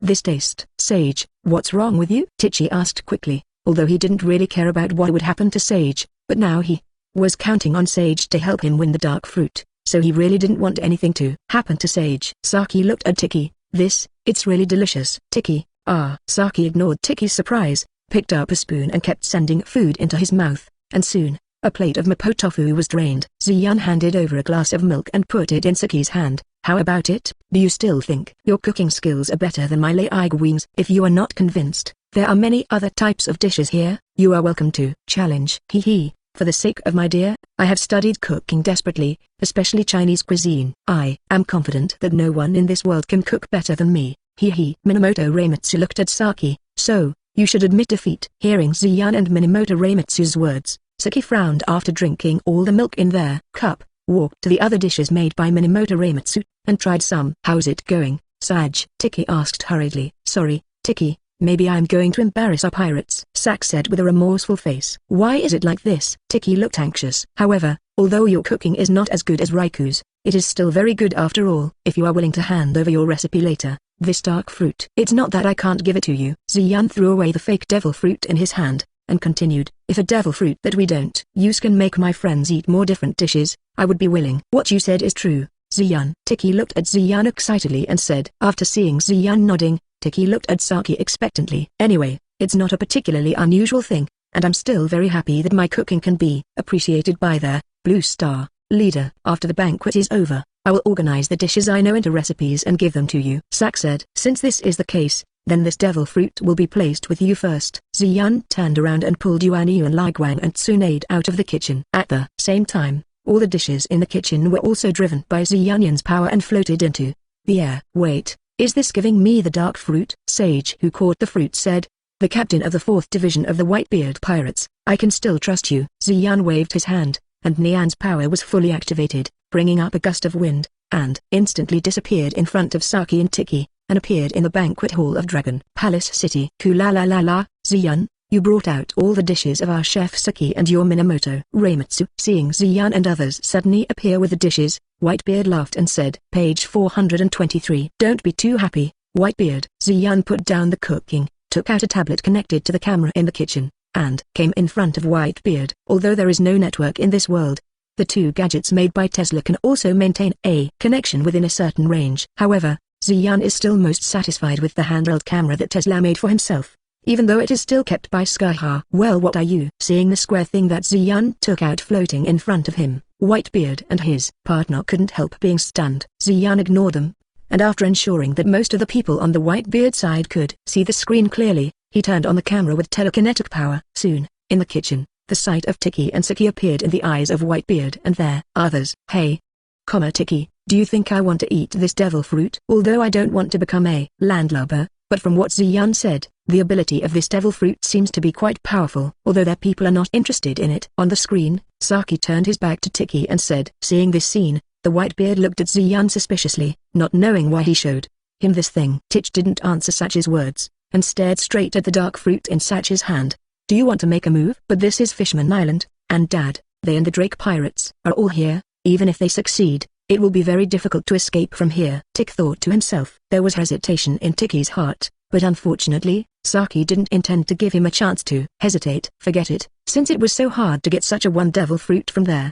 Famous, black-haired Admiral, it seems like a waste if you don't eat it. Saki threw the devil fruit in his hand, and slowly put the devil fruit to his mouth under Tiki's wide-open eyes. I believe my father is willing to let me eat. After speaking, Sage opened his mouth, intending to put the devil fruit into his mouth. Hateful. The veins on Tiki's face suddenly exploded, and his body quickly approached Saki, and when Saki didn't respond at all, he punched Saki at the back of the heart. Boom. Puff. Thatch spat out a mouthful of blood and smacked it directly onto the kitchen wall. Boom. The Whitebeard who was watching the screen stood up directly, his body exuded a domineering aura involuntarily, and his face was extremely gloomy.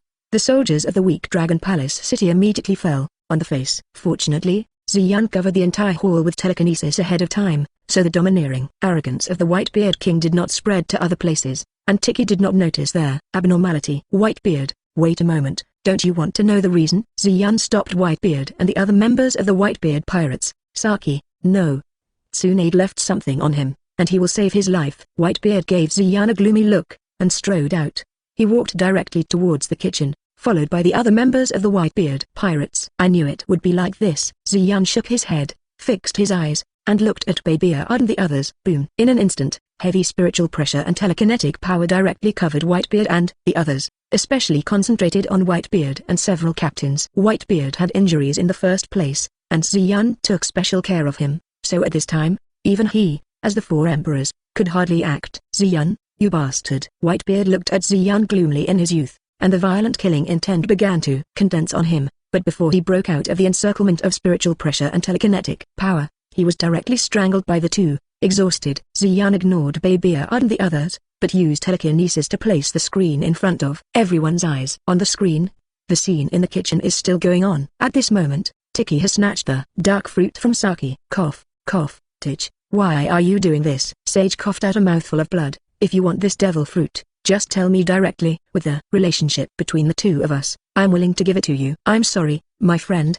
to tell you the truth. The reason why I joined the Whitebeard Pirates was because of this devil fruit. As long as I have this devil fruit, no matter if it is the Navy, the Four Emperors, or even Blue Star, I will trample them under my feet. Now that I have this devil fruit, it's time for me to leave the Whitebeard Pirates. Tiki took out his own knife. Let's use your death as the gigabyte of my era of Blackbeard Tich. After finishing speaking, Tiki suddenly stabbed towards Saki's chest. Page 424. Ding.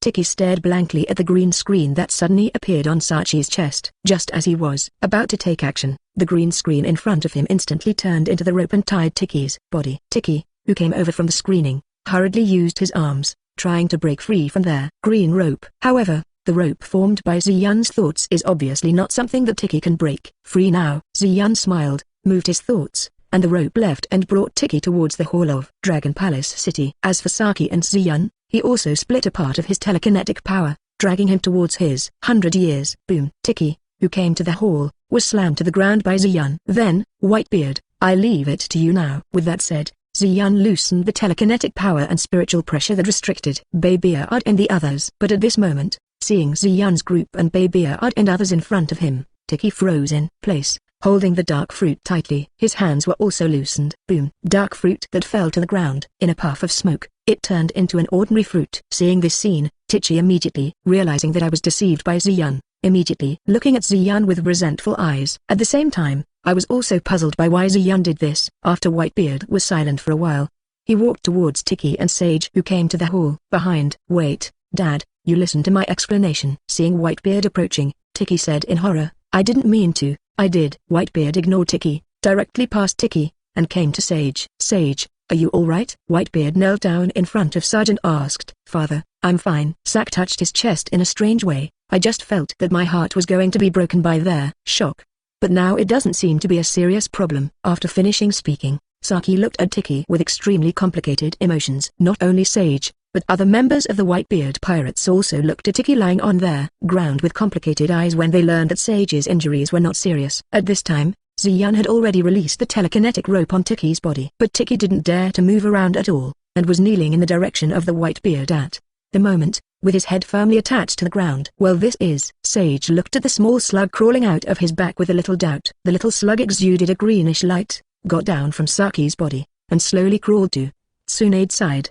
Tsunade smiled and stretched out his hand to pick up the slug and put it on his shoulder. You don't need to thank me, I just do what my family Ziyun told me to do.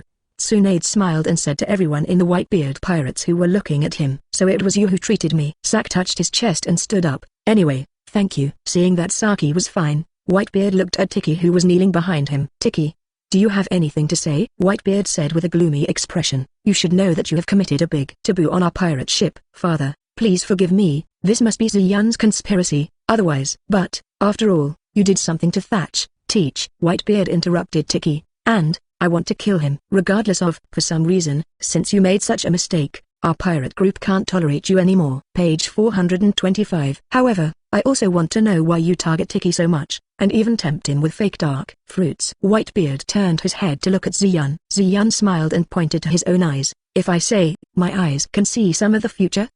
Tiki glared at Zoot. Don't be kidding, how can anyone in this world see the future? If he really had such an ability, the world would have been destroyed long ago. That's not something to be concerned about, being able to leave a tease on Shank's face. Ziyun looked at Whitebeard. Anyway, I'll help you find out the hidden dangers in the pirates. Based on my interest, you can decide what to do next. Father, please let me go, I was just impulsive.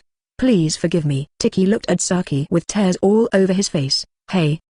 Saki, we are friends, please forgive me, we still want to drink and fight like before. Laugh. I'm sorry, Teach, you made a big mistake that shouldn't be made, and no one will forgive you. Whitebeard looked at Tiki with regret. You can die here. As he said that, Whitebeard stabbed the long knife in Tiki's body with one hand, and lifted it up. Suddenly, splitting Tiki's head in half. Looking at Tiki's body lying on the ground, all the members of the Whitebeard pirates fell silent. Whitebeard looked at Ziyun. Although I don't know if what you said about being able to see the future is true, but you did help us eliminate the hidden dangers in the pirates, so I still want to express my gratitude to you. Losing 2 of your devil fruits, plus a 1 nature or phantom beast devil fruit, we will give it to you soon. Whitebeard turned around, picked up Tiki's body and walked out. Neptune, let's leave first. Let's meet again later. Newgate. Neptune looked at Whitebeard's back and wanted to persuade him to stay, but he couldn't think of words to persuade him to stay. In the end, he had to watch all the members of their Whitebeard pirates leave. It looks like the banquet is over. Ziyun stretched his waist. This is really an unpleasant banquet. Let's leave too.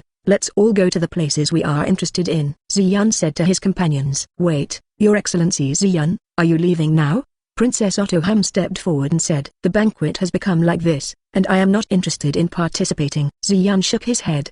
Although it was caused by me. Haha. By the way, don't mind if I take someone to your sea forest to have a look. Ziyun walked up to Robin and Murasaki Shikibu, and held their hands. Hi Zisen, do you want to see that? Eka said. Ziyun nodded, and then flew out of the Hall of Dragon Palace with Robin and Zishibu. Then let's go for a walk, too. Drake stretched his waist and said. I don't know if there is a ... casino. Tsunade touched his chin and thought. Watching Ziyun's companion walking out slowly, Neptune came to Otoham's side. Otoham, let Ziyun take that. Robin to see that. Is there really no problem? If it's Ziyun, I don't think there's any problem. Otoham smiled and said, instead of talking about this, let's think about how to build a good relationship with Ziyun and the others. As you can see, Ziyun is a powerful and gentle person. He not only saved me, but also helped us solve Hody Jones' problem. By the way, there are 2 devil fruits in our treasury. Why don't we give them to Ziyun and the others? Neptune nodded. That's a good idea. Sharkstar, go to our treasury and take out the 2 devil fruits that you got a while ago, and I will personally give these 2 devil fruits to Ziyun. Yes, sir. Page 426. Prince Sharkstar, who received the order, immediately. Take action. Master, where are you taking us? Said Murasaki Shikibu, who was pulled by Ziyun to fly high above Murloc Island. Take me and your words, you should look at history. Right, Ziyun. Robin looked at Ziyun expectantly. Ziyun smiled and nodded. That's it. Flying high in the sky, Ziyun quickly saw his destination, and quickly brought Zishibu and Robin to the sea forest, right in front of the historical place. Sure enough, there is history here too. Robin stroked the words on the stone tablet and said happily. In this case, we have to record it. Murasaki Shikibu also became interested. Then, you can watch it here first, and I will go to other places to play first. Ziyun said with a smile. After seeing Robin and Zishibu nodding, Ziyun used telekinetic power to directly ascend to the sky, and flew towards a distant place where no one was there. It should be fine here. Ziyun looked around, and took out the 2 devil fruits he got from Whitebeard from his Babylonian treasury. I don't know how to use these 2 devil fruits to summon the descent. As for the employment agency, can you summon the lovely Abigail? After summoning Katsushika Hokusai and Yang Yuan, Ziyun came up with the idea of summoning another character, Abigail Williams, possessed by an alien god. And in Ziyun's heart, he also wanted to get Abigail's treasure, the virtual tree overflowing with light shell. By summoning her, Ziyun is quite interested in this mysterious and dangerous treasure. If Abigail is summoned, the 3 descendants will be complete. Ziyun sighed. With Katsushika Hokusai and Yang Yuan both present, choose to summon the descent. The job agent's companion should be able to easily summon Abby. That's not right. Maybe the mysterious heroine will be summoned. Maybe Atla's body will be summoned, too. However, if you really want to summon them, it's pretty good. System, help me summon the descendant. Partner. Ziyun raised the devil fruit in his hand and said to the system in his mind. Ding. The recovery of the devil fruit has been completed, and the summoning of their descendant for the host begins. Personnel of employment. As the devil fruit turned into a stream of light and emerged into Ziyun's mind, a rotating pentagram summoning array appeared in front of him. Under Ziyun's expectant gaze, the summoning ended soon, and a cute girl with a black headband, soft golden hair, and a black dress appeared in front of his eyes. The summoning has been completed. Congratulations to the host for obtaining the skill, treasure. Virtual tree overflowing with light shell. Success. Ziyun raised the corner of his mouth slightly. Hello. My name is Abigail Williams. I am the descendant and you are the master. Please call me Abby if you can. I want to be friends. Hi, Abby, I'm Ziyun. Thank you for listening to my call. I hope I can become good friends with you. Ziyun took out the prepared ones from the treasure house and handed them to Abby. It's nothing to meet you for the first time, but please give me this. Wow, it's pancakes. Busily stretched out both hands to take the pancake from Ziyun's hand, and took a bite. It's so delicious. Soft pancakes with melted butter. There is super delicious bacon in it. It's really addictive. Page 427. Abby closed his eyes and chewed the food in his mouth, with an expression of enjoyment on his face. Great, as long as you like it. I'm not in vain, Ziyan said with a smile. Hey, Master, you prepared this in advance. But why do you know that I will be summoned by you? And how would you know I like this pancake? Abby looked puzzled. Perhaps it's because of the deep fate between the two of us. That's why I know that you are likely to answer my call. Ziyan touched Abby's little head. As for the pancakes, not only do I know this, I also know that Abby likes to eat mashed potatoes with warm gravy. Afterwards, I'll ask Riker to make this for you too. Really? Master is so kind. Hearing Ziyan's words, Abby showed a lovely smile. But let's go for a walk first, Abby. This is an island with a legendary Murloc. I believe you will like it here, Ziyan said. Yeah, I'm going. Abby quickly finished the pancake in his hand, and gently held Ziyan's palm with his small hand. Mermaids must be very beautiful creatures. Well, I don't know about the mermaids in other places, but the mermaids here are probably very beautiful creatures when they were young. Thinking of the mermaid in old age, Ziyan couldn't help but feel ashamed. However, let's strengthen you first, so that I can be more assured of your safety. System, deduct Bailey from my treasury, and help me strengthen Abigail. Ding, the deduction is complete. Start strengthening. Wow, Master, Abby seems to have become stronger. Feeling the feeling brought by the sudden light on his body, Abby said happily. Did you do it, Master? Ziyan nodded. Thank you, Master. In this case, I will definitely be able to help the Master more. Come on, Abby. Ziyan hugged Abigail like a princess, and slowly floated into the air. Wow, the Master is so powerful, he can even fly. Abby looked at the gradually shrinking land and said happily. Let's go to the mermaid cafe first. The mermaids there are all very beautiful. After finishing speaking, Ziyan suddenly accelerated and flew towards the location of their mermaid cafe. Sister, tell me, Your Excellency, Ziyan and the others are really all right? The one we met just now is one of the 4 emperors, a member of the Whitebeard pirates. Your Excellency Ziyan, will they clash with Whitebeard and his party? Marigold said to his elder sister Hancock with some worry. Even if it's Whitebeard, Master Ziyan will definitely be fine. Hancock folded his hands together and put his hands together beside his face, and said intoxicatedly, Lord Ziyan is so powerful. If there is a conflict, it must be Master Ziyan who wins. Whitebeard is the strongest man in the world after all, Marigold said. Marigold, although Snake is too partial to Ziyan, but this time, what she said is correct. Granny said, judging from the strength Ziyan's Blue Star has shown so far, I believe that even if the Whitebeard pirates fight them, they won't be able to find a cheap one. Also, looking at the Whitebeard pirates, they didn't appear to have lost personnel. Probably, their Whitebeard pirates didn't fight the Drake pirates. As expected of your mother-in-law, what you said makes sense. Marigold nodded. Let's go to that coffee shop, and we can also inquire about His Excellency Ziyan and the others there. It's not a solution to keep searching here. Granny's pointed to the mermaid cafe beside her and said. Hancock looked in the direction Granny Yi was pointing at. Page 428. Okay, let's go there and inquire about it. Hancock nodded. When Hancock and his party pushed open the door of the mermaid cafe, it was already full of customers from Murloc Island. Hey, did you hear that Ziyan had a duel with Whitebeard in Dragon Palace City? What? Ziyan and Whitebeard? Which one of them wins? It is said that Ziyan won. Blue Star is so powerful, not only Scathach in the regiment defeated Whitebeard, but now, Black-haired Admiral, Ziyan defeated Whitebeard again. Who did you hear that from? Scathach defeated Whitebeard. We both saw it in the world full of swords. However, you probably didn't see the scene where Ziyan defeated Whitebeard.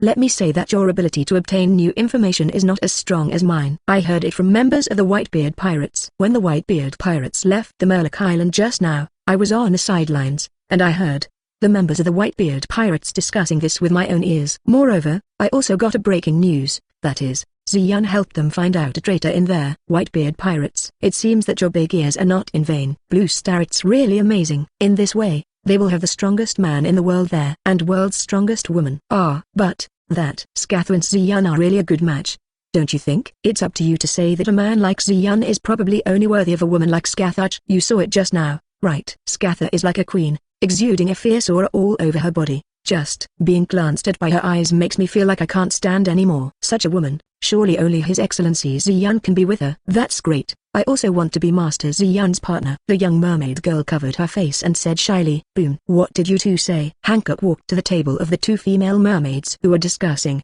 patted the table heavily, and made a loud noise immediately. Got the attention of the people in the all-mermaid cafe. Empress Hancock, what is she doing here? The owner of the mermaid cafe, Xili thought suspiciously. The two Murlocs who were discussing also recognized Hancock, and while they were amazed by Hancock's beauty, they also shivered because of Hancock's indifferent gaze. "That, we are talking about Mr. Ziyun," a mermaid said in a low voice. "I know." Hancock patted the table vigorously again. "I want to say, do you really think that only ... Skaha is worthy of Lord Ziyun?" "That?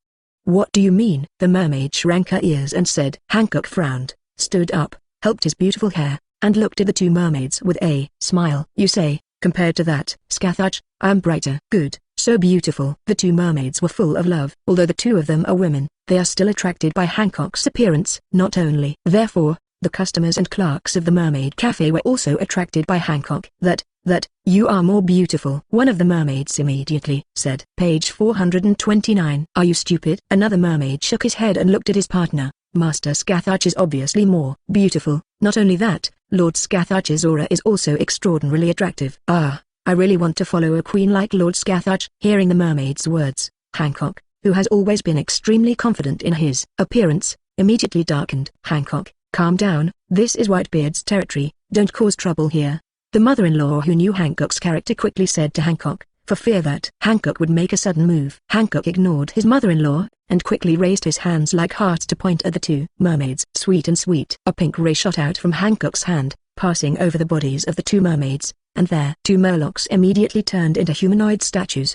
The mother-in-law at the side didn't have time to stop it. Not only that, where the Hancock ray passed, everyone who came into contact with the ray turned into stone statues. Even Charlie, the owner of the Mermaid Cafe sitting at the bar, couldn't avoid it. "Hey, you turned the owner of this store into a stone statue, which is embarrassing for me, Hancock. I also want her to entertain me and my companions." Ziyun's voice suddenly came from behind Hancock. Hancock turned his head quickly, and found that Ziyun appeared at the door of the Mermaid Cafe leading a cute little girl at an unknown time. Ziyun led Abigail into the coffee shop, came to Hancock whose face was flushed because of seeing him, and patted her on the shoulder. "As a lady, such violence is not acceptable. Moreover, it is the employees of the Mermaid Cafe who have a good impression of me. These people shouldn't have offended you. Hurry up and undo their petrified state." "I'm sorry, Master Ziyun, I will cancel it now." Hearing Ziyun's words, Hancock thought that Ziyun was dissatisfied because she shot casually at the people in the coffee shop. Hancock immediately said anxiously. Hancock immediately, facing the people in the coffee shop,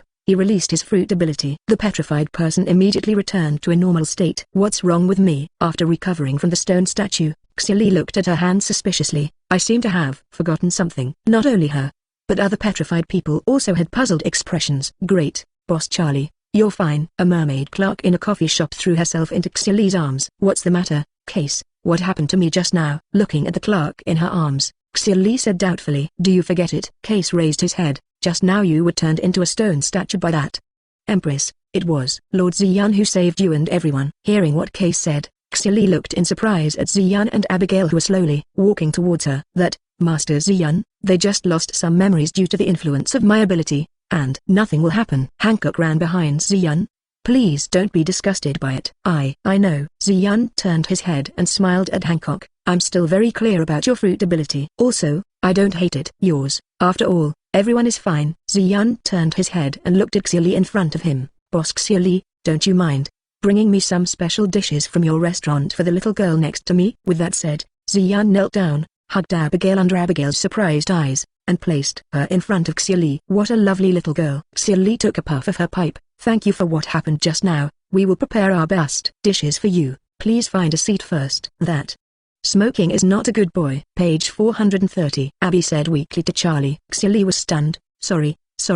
You shouldn't smoke in front of children." Charlie put away her pipe and looked at Abigail apologetically. Ziyun tapped Abby's head lightly. "Boss Charlie, you are an adult now. It's okay to smoke." "It's okay, Ziyun." Xiali smiled. "It's better to say, that's how she looks cute." Ziyun smiled, and sat down at a table with Abigail in his arms. "That, Lord Ziyun, can I sit here?" Hancock came to Ziyun and sat down. Ziyun smiled. "Yes." Hearing Ziyun's words, Hancock showed a happy smile, and sat down tightly next to Ziyun. "Well, isn't there a chair next to it? Wouldn't it be uncomfortable for you to squeeze into there?" "Same chair with me like this?" Ziyun said. "No, it's better to say, this is better, he," Hancock said with a flushed face. "You'd better sit on another chair first, you'll squeeze Abigail." Ziyun shook his head. "Oh." Hancock stood up with a gloomy expression, and looked enviously at Abigail sitting on Ziyun's lap. "Damn it, I really want to sit there." Hancock bit his finger and thought. However, soon, Hancock moved a chair to Ziyun's side, and got down next to Ziyun. At the same time, He kept moving towards Ziyun. Ziyun looked at Hancock, who kept rubbing against him,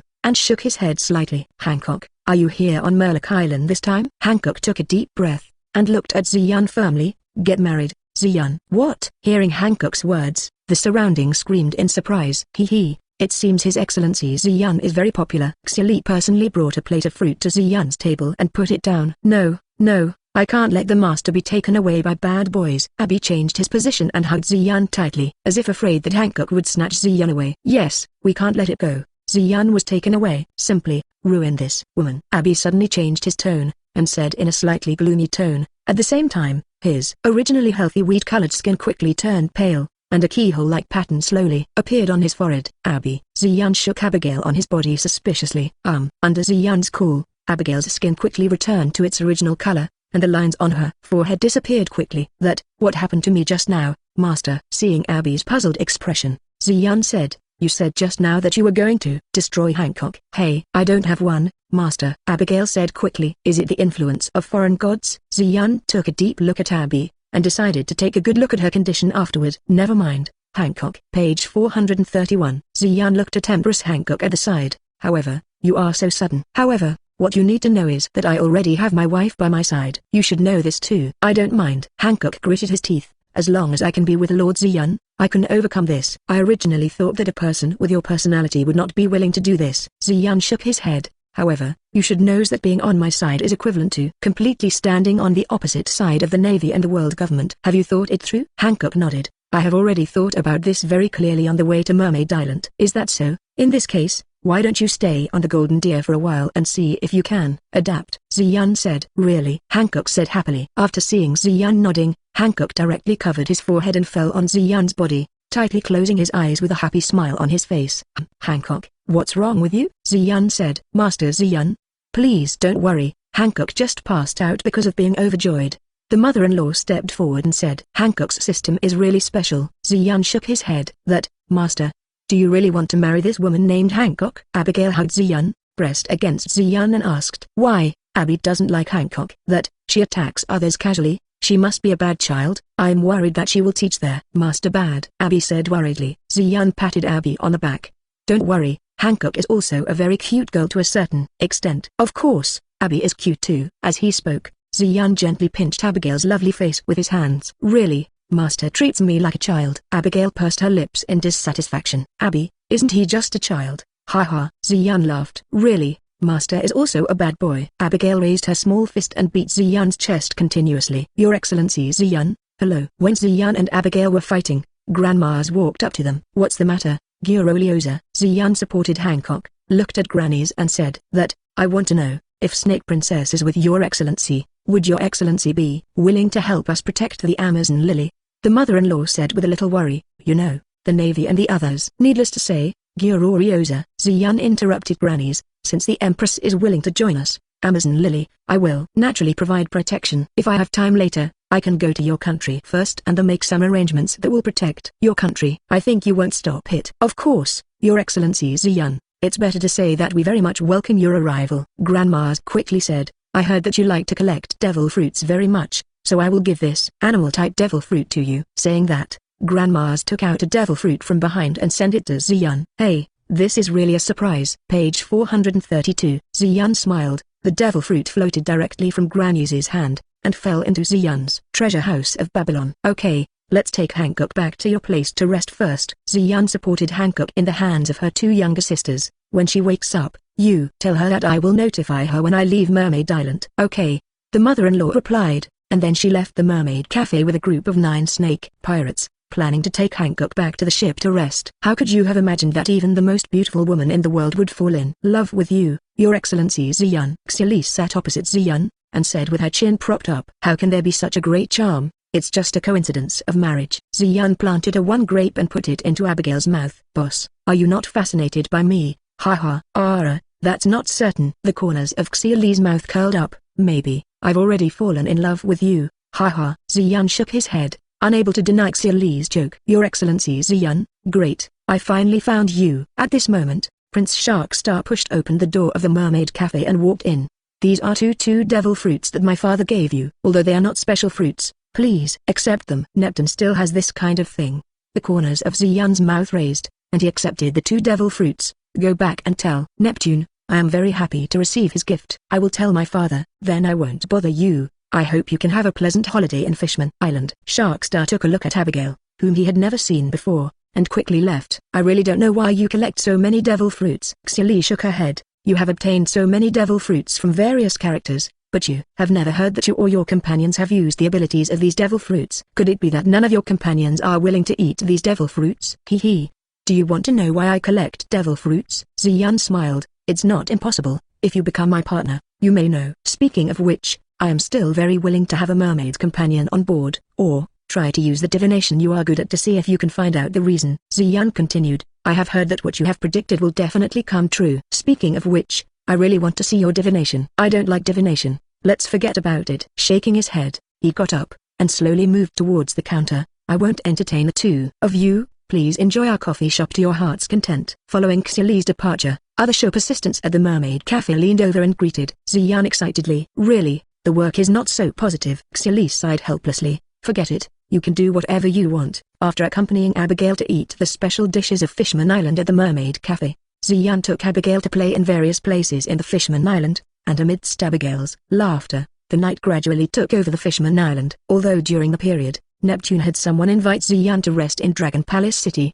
But Ziyun refused. Compared with the environment in Dragon Palace City, Ziyun still prefers the environment on the Golden Deer. And apparently, Drake thought so too. When Ziyun came to the place where Drake took back the Golden Deer, he happened to see Drake releasing his own Golden Deer, and beside him, Robin, Murasaki Shikibu and others followed. Oh, it looks like, Ziyun, you have called a new partner. Drake laughed and walked up to Ziyun. This is really a cute little girl. Drake crouched down, reaching out to touch Abigail's hair. Forehead. Looking at Abigail, who suddenly hid behind Ziyun and looked at him with half of his head exposed, Drake twitched the corners of his mouth fiercely. Haha, your expression is too scary, that's why she avoids you, Drake.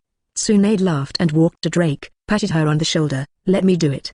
Tsunade knelt down and looked at Abigail with a smile on his face. Hello, little girl, I am Tsunade, and I am also Ziyun's partner. Let my sister take a good look at you, okay? Page 433, Master's partner. Abigail looked up at Ziyun, and when she saw Ziyun nodding, she stood up from behind. Ziyun, I'm Abigail Williams, the descendant. Please give me your advice, Aunt Tsunade. Saying that, Abigail also politely bowed to Tsunade. Auntie. The corners of Tsunade's mouth twitched wildly. He stood up, and stomped his feet fiercely on the ground. Who is Auntie? Call me sister. What? Hearing Tsunade talking to herself so loudly, Abigail quickly ran back behind Ziyun, looking at Tsunade with tears in her eyes. Yeah, you made her cry. Drake crossed his arms and looked at Tsunade with a smile on his face. It seems that in her heart, you are scarier than me. Ha ha ha. Forehead.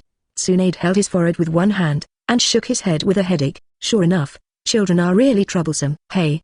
Hello, I'm Yang Yuan, and I'm also a descendant. At this time, Yang Yuan appeared next to Abigail, and said with a charming smile, we are both descendants, let's get along well. Wow, what a beautiful sister. Abigail said in surprise. Besides, there are descendants here. Abby is very happy. Abby took Yang Yuan's hands. Please get along with me well. Yuan smiled and nodded. There is another descendant here. Orong brought his father and appeared in front of Abigail. Let me introduce myself. We are the first descendants to come to the master. I'm Katsushika and this is my father Katsushika Hokusai. Orong held his father up in front of Abigail and said, by the way, my father is a very good painter. If you want us to draw something, you can come to us for help. For the sake of being descendants, I can charge you a little less money. Hearing Orong's words, Ziyun shook his head and slapped Orong on the head. You bastard. You actually want money from your companions. You really should reduce your appetite a bit more. It still needs to be reduced. Orong looked at Ziyun in horror. No, my dear master.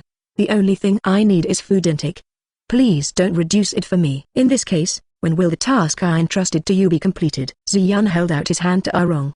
Really, I will draw it for you. Isn't it just my swimsuit drawing? I'll talk to you right away. Okay. Orong jumped onto the Golden Deer and ran towards his room. Hey, Orong, don't forget there are comics. Ziyun shouted from behind Orong. Hearing Ziyun's voice, Orong slipped and fell directly on the deck. As night falls, the giant tree Yangshuive growing near Moloch Island. It also stopped transmitting sunlight. After a busy day, the people of Fishman Island returned to their homes one after another and began to rest, and the whole Fishman Island fell into an atmosphere of silence. Even Ziyun finally survived Skaha's training. Although he really wanted to see Skaha wearing a nurse's uniform, it was a pity that until the end of the training, Ziyun could not beat Sikaha in spear skills. Kaha, Ziyun can only temporarily give up this tempting idea. After Scatha threw Ziyun, who was tired and collapsed on the ground, to the bed, he also returned to his room to rest. Ziyun is even more regretful. However, due to the fatigue of training, Ziyun fell into a dream not long after lying on the bed. Until this time, only Erong was still on board the Golden Deer, blushing and waving her paintbrush with all her might. Even her father, Katsushika Hokusai, was already hanging on their crossbeam, closing the door. Own eyes. But not long after Ziyun had just fallen asleep, the door of his room was pushed open by a petite figure. The petite figure walked into the room, closed the door, and quietly walked to Ziyun's side. For fear of disturbing Ziyun by making the slightest sound, the petite figure slowly took off her shoes, climbed onto the bed, and got down holding Ziyun's arm. Sensing movement, Ziyun slowly opened his eyes. Page 434. It's you, Abby. Why can't you sleep? Looking at Abigail beside him, Ziyun said with a smile. I'm sorry, Master, I woke you up. But I'm not used to this world yet. I'm a little scared, so I want you to accompany me more, Abigail said quietly. Ziyun embraced Abigail. It's okay.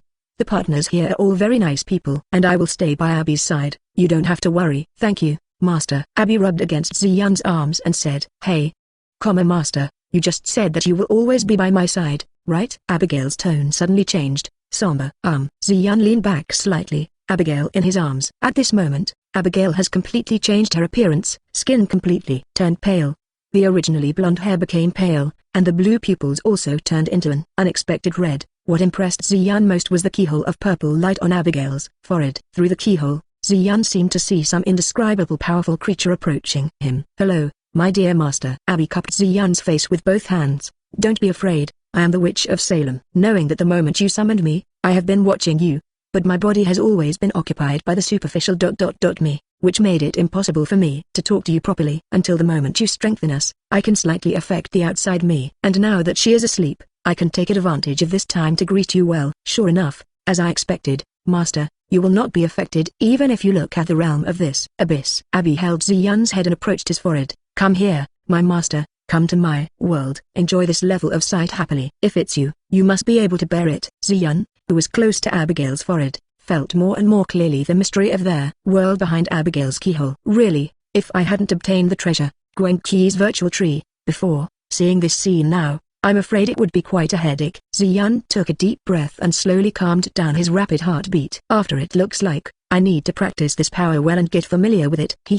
I'm so happy, the master is not affected at all. Abigail said with a smile. I can't restrain it anymore, this feeling. Master, be mine. Wait Abby, what are you doing? Seeing Abigail put his hand into his clothes, Ziyun couldn't help being taken aback. Of course doing what you like. Abigail's eyes were half closed, and the corners of her mouth were slightly raised. From just now, it seems that you are very concerned about my clothes. Aren't you fascinated by me? Abigail approached Ziyun, brushed his hands across Ziyun's skin, and quickly took off Ziyun's defense. Merge with me, Ziyun. Abigail moved her head down and approached Ziyun, blocking what Ziyun wanted to say. Next. Hey, Master, are you still satisfied with me? Don't lose to your other female companions, Abigail said while stroking Ziyun's chest with her finger. Her face was flushed so that Ziyun's heart was moved. And the night at this moment has already entered the complete night from just after nightfall. Of course, Abby is unique too. Ziyun circled Abigail's back and said, Really, Master, this is really a cunning answer. Abigail pouted. Doesn't that mean that I'm just on the same level as everyone else? It seems that if you want to possess you alone, you will not agree. Ziyun smiled. That. Abby, you said just now that you have been kept under the surface of you. What is going on here? Page 435. The one on the surface. I didn't accept the power from God the Father from the bottom of my heart, but I was Abby who accepted and understood this power. The two are different existences. Abby rubbed Ziyun's body slightly, and after seeing Ziyun's expression of enjoyment, he continued, because of the mutual struggle in the heart, two Abby appeared in one body. Master, you can treat us as different people. However, Master, whether it is in terms of strength or the degree to which you feel happy, I am above the other Abby. So, Master, you also want to keep me by your side, not another Abby. As he said that, as if to prove himself, Abby deliberately twisted his waist. Hey, you say yes, Master. Abigail looked at Ziyun's happy expression with satisfaction. Wait, what do you mean by that? Ziyun held down Abby's back with both hands, telling her to stop her movements. Do you want me to abandon another Abby? Of course. The corner of Abigail's mouth drew a wicked smile. As long as there is a master, if you want, you can cooperate with me to seal her in my body forever. In this way, she can fall into a deep sleep, and I can always be by your side. Ziyan frowned. No, I can't give up on her. So, Master is going to give up on me. Abigail broke free from Ziyan's arm, stood up, and sat on him fiercely. Am I not doing enough? If so, I'm willing to do more for you, no matter what it is. Ziyan frowned, watched as he kept twisting his waist, wanting Abigail as he promised her. Is there no way to coexist? Anyway, she is also you. No way. Let's talk about one body. Abigail shook her head. If she wakes up completely, I will also be locked in this body and cannot get out. Although I am in control of this body now, in the end, I will return to the deepest part of this body again. After all, she has more control over this body than I do. Unless she is willing to use her power. As she uses her power every time, my dominance will become stronger and stronger. In their end, the dominance of this body will be in my hands. But, even if it is like this, she will wake up at some point, and I will not be by your side forever. After all, this is really a problem. There are actually two personalities living in one body. Ziyan frowned tightly. Is it necessary to reconstruct a body so that two people can appear at the same time? Thinking of this, Ziyan couldn't help opening the information about Abigail in his mind. It can be strengthened. Looking at the information in the enhanced column of Abigail's information column in his mind, Ziyan showed a puzzled expression. Didn't I already strengthen it? Could it be that Abby still has 2 stages of strengthening and she can become stronger? Ziyan rubbed his chin. Perhaps, it is precisely because there are 2 people in one body that this kind of second stage enhancement occurs. In other words, maybe after strengthening it, Abby's current problem can be solved. After thinking about it for a while, Ziyan decided to carry out the second stage enhancement on Abby. System, help me strengthen Abigail. Ziyan said to the system in his mind. Ding, deduct 3 million berry from the host, and start strengthening. 100 million. Did you make a mistake? Just as Ziyan wanted to complain about the system, the pure white light emanating from Abigail's body attracted his attention. Accompanied by the appearance or pure white light, an apple-sized ball of light shining with golden light floated out of Abigail's body. And the golden light group that left Abigail's body quickly began to change, and soon, it turned into a cute figure without any clothes. This is. Seeing Abigail with blonde hair appeared as the light disappeared, Ziyan couldn't help being taken aback. Ding. The enhancement is complete, said the system. Could it be that this enhancement allows me to have 2 Abbies at the same time? That's fine. In this way, even if it costs 30 billion berry, it's nothing. Ziyan thought happily. Page 436. That, Master. Please don't stare at me like this. Sensing Ziyan's gaze, the blonde Abby covered his important parts of his body with his hands, and said shyly, cut. The white-haired Abby glanced at the blonde Abby displeasedly. Master, isn't it enough to have Abby like me? And even called out the other one? At least, the situation where the 2 of you share one body is resolved now, isn't it? Ziyan stood up, leaning against the head of the bed with the white-haired Abby in his arms, wrapping his hands around her back. This way, you can stay outside all the time, isn't it good, Abby? What a greedy master, but please don't call me Abby. Just call me William Williams. William slowly moved his body and changed to a comfortable position to sit down. After all, we must distinguish ourselves from another Abby. Hey, master. Even though that guy Abigail has appeared, I'm definitely better. William leaned close to Ziyan, with a wicked smile on the corner of his mouth. Look, that guy can't even be honest with you, can he? William glanced at him, embraced his body, and looked at himself and Ziyan's Abigail with a blushing face. That's not it. Abby blushed and covered her face to refute William. Abby also likes the master very much. In the future, Abby will definitely help the master. But, are you really willing to use the power in your body? No. William smiled disdainfully. In this case, although your strength is equal to mine, you can't help the master more in battle. What's more, you can't do such a thing. This kind of thing the master likes very much. As he said that, William purposely turned his body on top of Ziyan facing Abby. Wow. No way. Abby let go, wrapped his hands around him, shouted and came to William, pushed William away with both hands, and threw himself into Ziyan's arms. Well, Abby hugged Ziyan's neck with both hands, clenched his toes tightly, and there were traces of sweat on his forehead. Well, are you all right, Abby? Seeing Abby who suddenly became brave, Ziyan said with some concern. Abby is also willing to do anything for the master. Huh. Abby raised his head and looked at Ziyan with tears in his eyes. So, master, please don't ask. Abby, even if it's the power that Abby doesn't like, as long as the Lord asks, Abby will try to use it. Won't hate it. Comparable. Hold Abby tightly with one hand, put the other hand over William, and embrace the 2 of them. Whether it is Abby or William, they are the most important people to me, and I will never hate them. Yours, Abby. Thank you. You. TCH. Cunning master. Just say something that makes you happy. William blushed and showed a happy smile. When Yang Shui of Fishman Island began to scatter her own sunshine to the earth again, Ziyan also slowly woke up from sleep. Looking at Abby and William who were quietly sleeping next to him, Ziyan smiled. Even William is so quiet when he is asleep. Ziyan touched William's lovely face. Well, stop making trouble, master. William opened his eyes and looked at Ziyan with a dissatisfied expression. Let me sleep for a while longer. Really, the master treated me and that Abby was too rude, and didn't let us have a good rest. Sorry, I just saw William. You are so cute, so I couldn't help touching your face. I didn't intend to wake you up. Ziyan got up slowly, stood on the ground, and gently kissed William on the cheek. You and Abby are resting for a while. I will bring you breakfast later. Remember to get along well with Abby. Page 437. I know. William turned around impatiently, turned his back to Ziyan, and said with a happy smile on his face, for you, even this guy, I will get along well to a certain extent. Ziyan shook his head. I hope you can be bigger to a certain extent. After getting dressed, Ziyan slowly walked out of the room and walked towards the kitchen. Dear favorite dish, Raiku's full of love dish, it's ready. In the kitchen of the Golden Deer, Minamoto Reimiko looked happily at the vegetable porridge in front of him. Honey, I will definitely like it. Haha. However, it seems that it is not enough. Let's make something else for my dear. Guang turned his head and continued to work in the kitchen. Seeing Guang's graceful back with his back turned to him, constantly swaying from side to side, Ziyan quietly approached Minamoto from behind and hugged Minamoto Reimitsu. No need, for me, Raiku is the most wonderful breakfast. As he spoke, under Guang's surprised gaze, he bit her earlobe. Seeing Minamoto Guang whose neck gradually turned red, Ziyan directly locked the door of the kitchen with telekinesis. Come on honey. Minamoto Reimitsu had sweat stains on his forehead from exercising just now,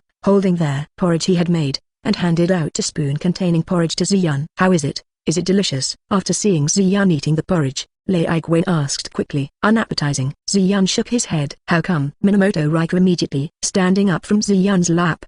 Is it because the porridge has been left for a long time and has become cold? Honey, wait, I'll make another one for you right now. As he said that, Minamoto Reimitsu was about to throw away the porridge in his hand. Ziyan hurriedly stood up and hugged Minamoto Reimitsu, putting his hands on her abdomen.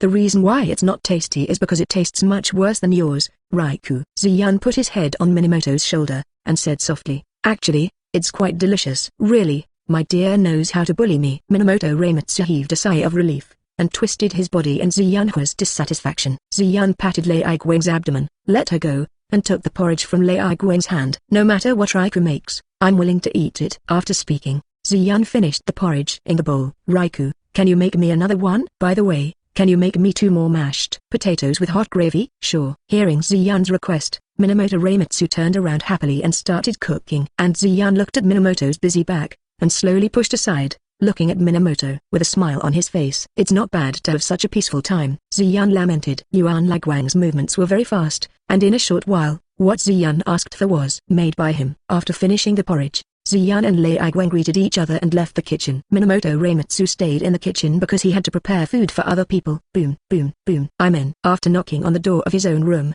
Ziyan opened the door and walked in with 2 portions of mashed potatoes that Guang had just made. What are you doing? After entering the room, Ziyan couldn't help but shook his head seeing Abby and William staring at each other. Master. Page 438. Abby looked away from William, and rushed towards Ziyan. Ziyan hurriedly took a step forward, grabbed Abby's waist with his free right hand, and held her in his arms. Really, you didn't let the master see it yesterday, but now you are so bold. Seeing that Abby threw himself into Ziyan's arms without even wearing any clothes, William couldn't help complaining. Master, William said, Master likes William more than me. Also said, because she was with you first, so let me call her sister. Abby looked up at Ziyan, but obviously I came to the master first. When calling, I was obviously the one who stood in front of you first. Hee. I thought it was such a big deal. Ziyan hugged Abby and came to sit next to William. Didn't I say that I like all of you equally? As for sister, you are the same age, so you don't need to be called. It's fine to call them by their first names. Haha. Really, master, you clearly know that my sister. It's not about age. William shook his head. Forget it, don't call me if you don't want to. Anyway, I don't plan to call other women who got you before me as sisters. Compared to this, shouldn't you give me your hand? It smells very good from the very beginning. Ziyan smiled, took out a portion of mashed potatoes, and handed the remaining portion to Abby in his arms. Wow, it's mashed potatoes. Abby took the mashed potatoes, turned around, leaned against Ziyan, and took a mouthful. Happily, well, it's super delicious, and there's hot gravy. Master really prepared for me. It's really good. William took a bite. Although the mashed potatoes are very good, it should be served with a bar. Master has drank from a bar, although everyone said that ... is harmful to health. but it must be delicious. Hee hee, I really want to try it. No, good boys don't drink. Abby looked at William and said, but, I'm a bad boy. It's okay for a bad boy to drink alcohol.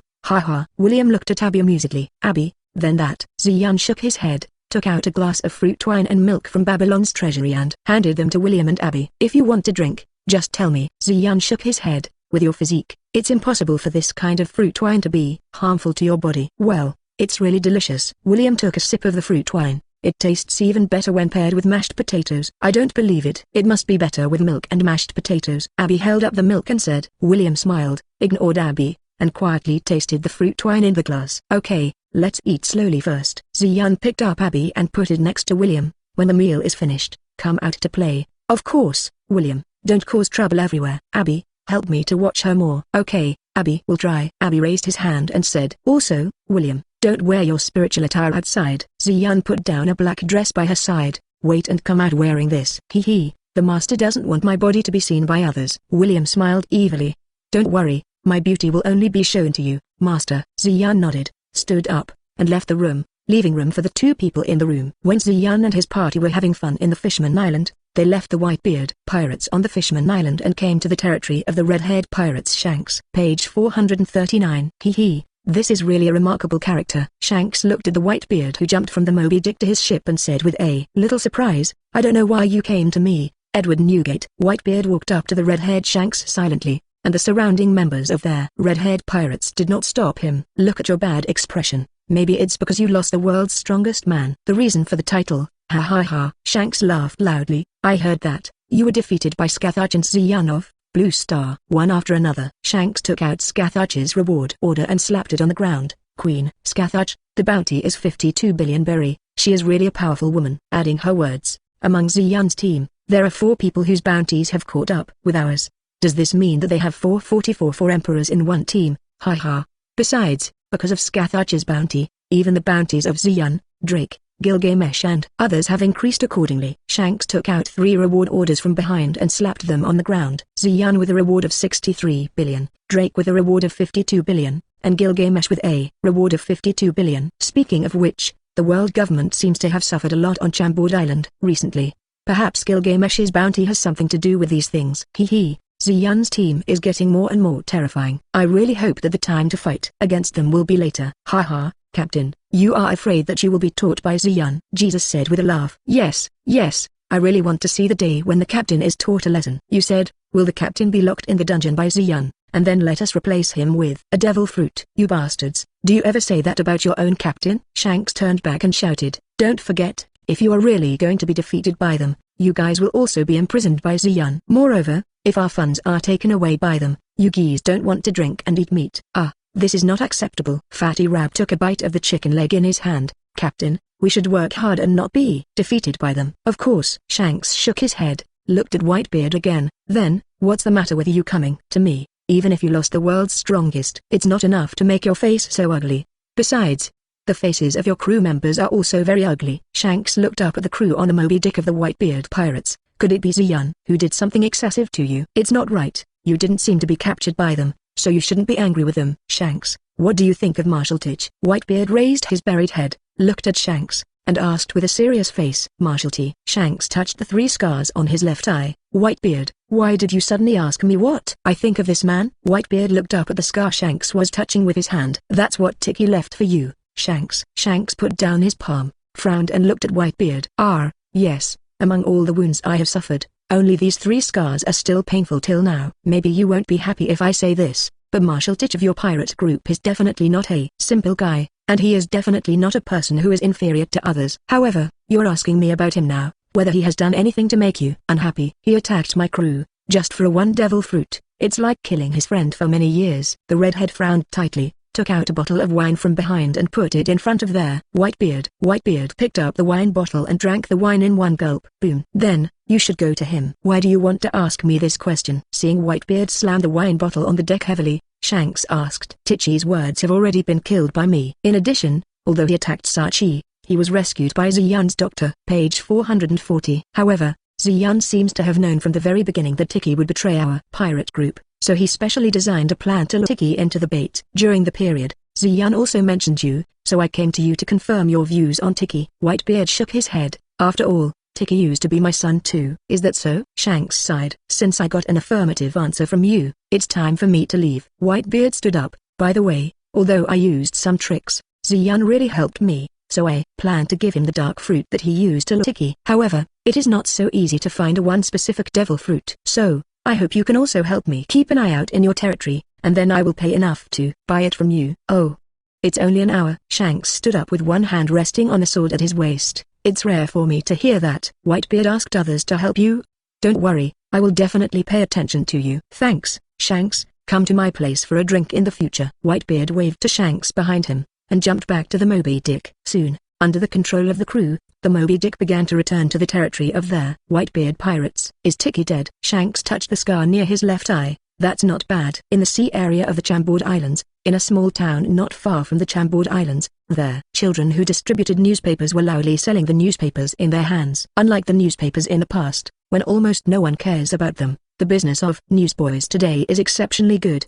The reason is that the news that Whitebeard was defeated by Ziyan and Scathach was spread by the people of Murloc Island. Whitebeard was also defeated, and he was defeated twice by two people from Blue Star. Ah, all the people from Blue Star. Monsters? It's really scary. After changing into neat clothes, Huang Yuan, who had just been released by Ziyan, put down the newspaper in his hand. In this case, wouldn't I be afraid to take revenge on them? Really, it's too much to arrange a double to replace me in the navy. Huang Yuan shook his head. If I hadn't developed a mind and inquired about what happened recently, I would probably automatically bump into the guns of martial warring states and their others. You say so? Seikulski. Kizaru stood up from his seat and looked at Admiral Akainu, who was walking towards him with a gloomy face. I didn't expect the information to be true. You really appeared here, Yellow Ape. Lava poured out of Sakaski's fist. What did you, Blue Star, send you here for? Are you interested in this humble island? Still, I want to build one here, and keep approaching the Navy headquarters base. Yeah.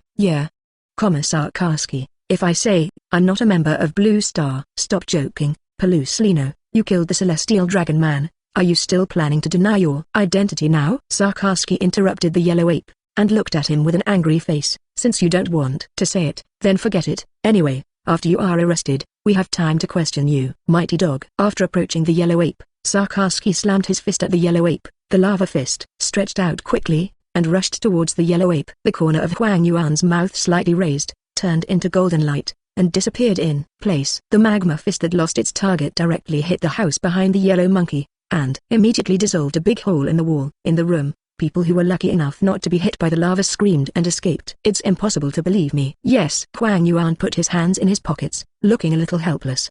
But what he didn't know was that his expression at the moment, in Sakaski's eyes, was a kind of irony to him. Borusalino, when you were in the Chambord Islands, didn't you say that you never showed your true strength?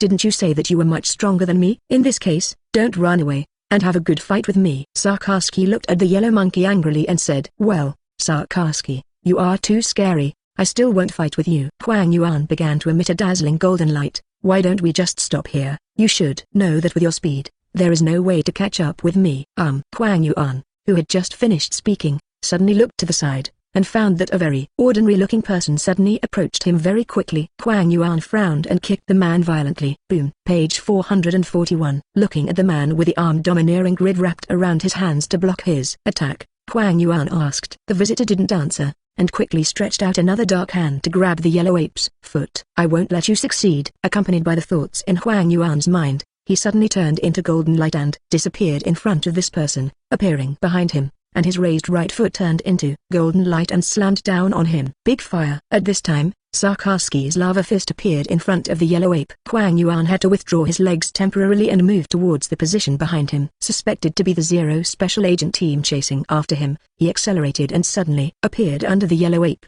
and stretched out his hands again to grab the yellow ape. The corners of Huang Yuan's mouth curled up, turned into golden light, and his feet stepped on his hands vigorously. Boom. A violent explosion sounded, and the yellow ape retreated quickly under the action of their reaction force. Crack. Huang Yuan, who had just landed, looked down suspiciously, and realized that his wrists had been handcuffed by a beautifully dressed girl. The yellow ape, feeling bad immediately, want to use the ability, but find that at this moment I can no longer elementalize. Hey Eilishi handcuffs. You are also a person of 0 inches. You're being careless, former Admiral Kizaru. The girl took out a white mask from behind and put it on her face, Master Wu Luxing, I am very unhappy about you killing the Tan Longman, so I hope you can cooperate with us to go. Huang Yuan turned his head and looked at Sarkarski, who was slowly walking towards this side, and the person who attacked him just now, but was already wearing the mask of Zero Agent. Yeah, it looks like Master Wu Luxing really hates me, so he even sent an admiral and 2 top agents from Zero over here. Huang Yuan shook his head. However, I'm sorry, but I don't plan to follow you honestly. After finishing speaking, Huang Yuan violently swung his fist at the female agent next to him. Boom. After all, your speed is indeed a very troublesome thing, Yellow Ape. After blowing the Yellow Ape away with one punch, the female agent said calmly. However, you who have lost the ability of the Devil Fruit, it is impossible to escape from our grasp. You should give up. Cough, cough. The Yellow Ape lying on the ground coughed out a mouthful of blood. Yeah, if I knew it, I would have listened to Teacher Zephyr and trained more on my own abilities. Then, let us take this person away. I knew. The female agent turned her head to look at Sarkarski. This man is a traitor to the Navy and should be handed over to our Navy, Sarkarski said with a sullen face. He killed the Celestial Dragon, and he must give the world government an explanation. Moreover, at this time, is it really okay to disobey the orders of the 5 old stars? Don't you want to be the Admiral of the Navy? The female agent said. Sarkarski frowned tightly, took a deep look at the Yellow Ape who was slowly standing up from the ground, turned around and walked away directly to the distance. It looks like it's resolved. The female agent turned around and walked towards Huang Yuan. Please don't resist, otherwise, it will only bring you pain. Huang Yuan looked at the Heilashi handcuffs in his hands, and his eyes became lower than ever before. At this moment, dark clouds began to quickly cover the sky over the town, and dense raindrops fell from the sky.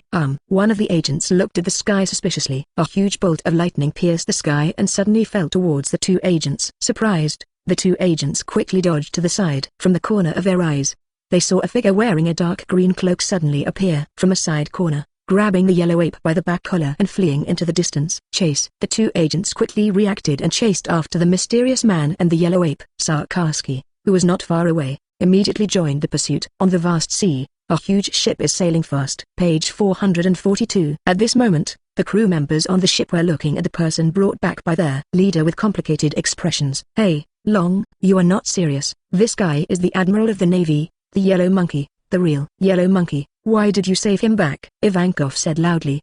Besides, because you saved this guy, we were chased all the way by those guys from Sarkarski. Haha, sorry, I just made such a sudden decision. Long said apologetically, and then looked at the Yellow Ape who was sitting on a stool with one leg up, looking around with interest. So, Yellow Ape, do you have any plans for the future? Long looked at Huang Yuan with interest and said, the Navy and the world government don't seem to trust you much anymore. It looks like that. Huang Yuan looked up at Long. I don't know about Long, the leader of the Revolutionary Army.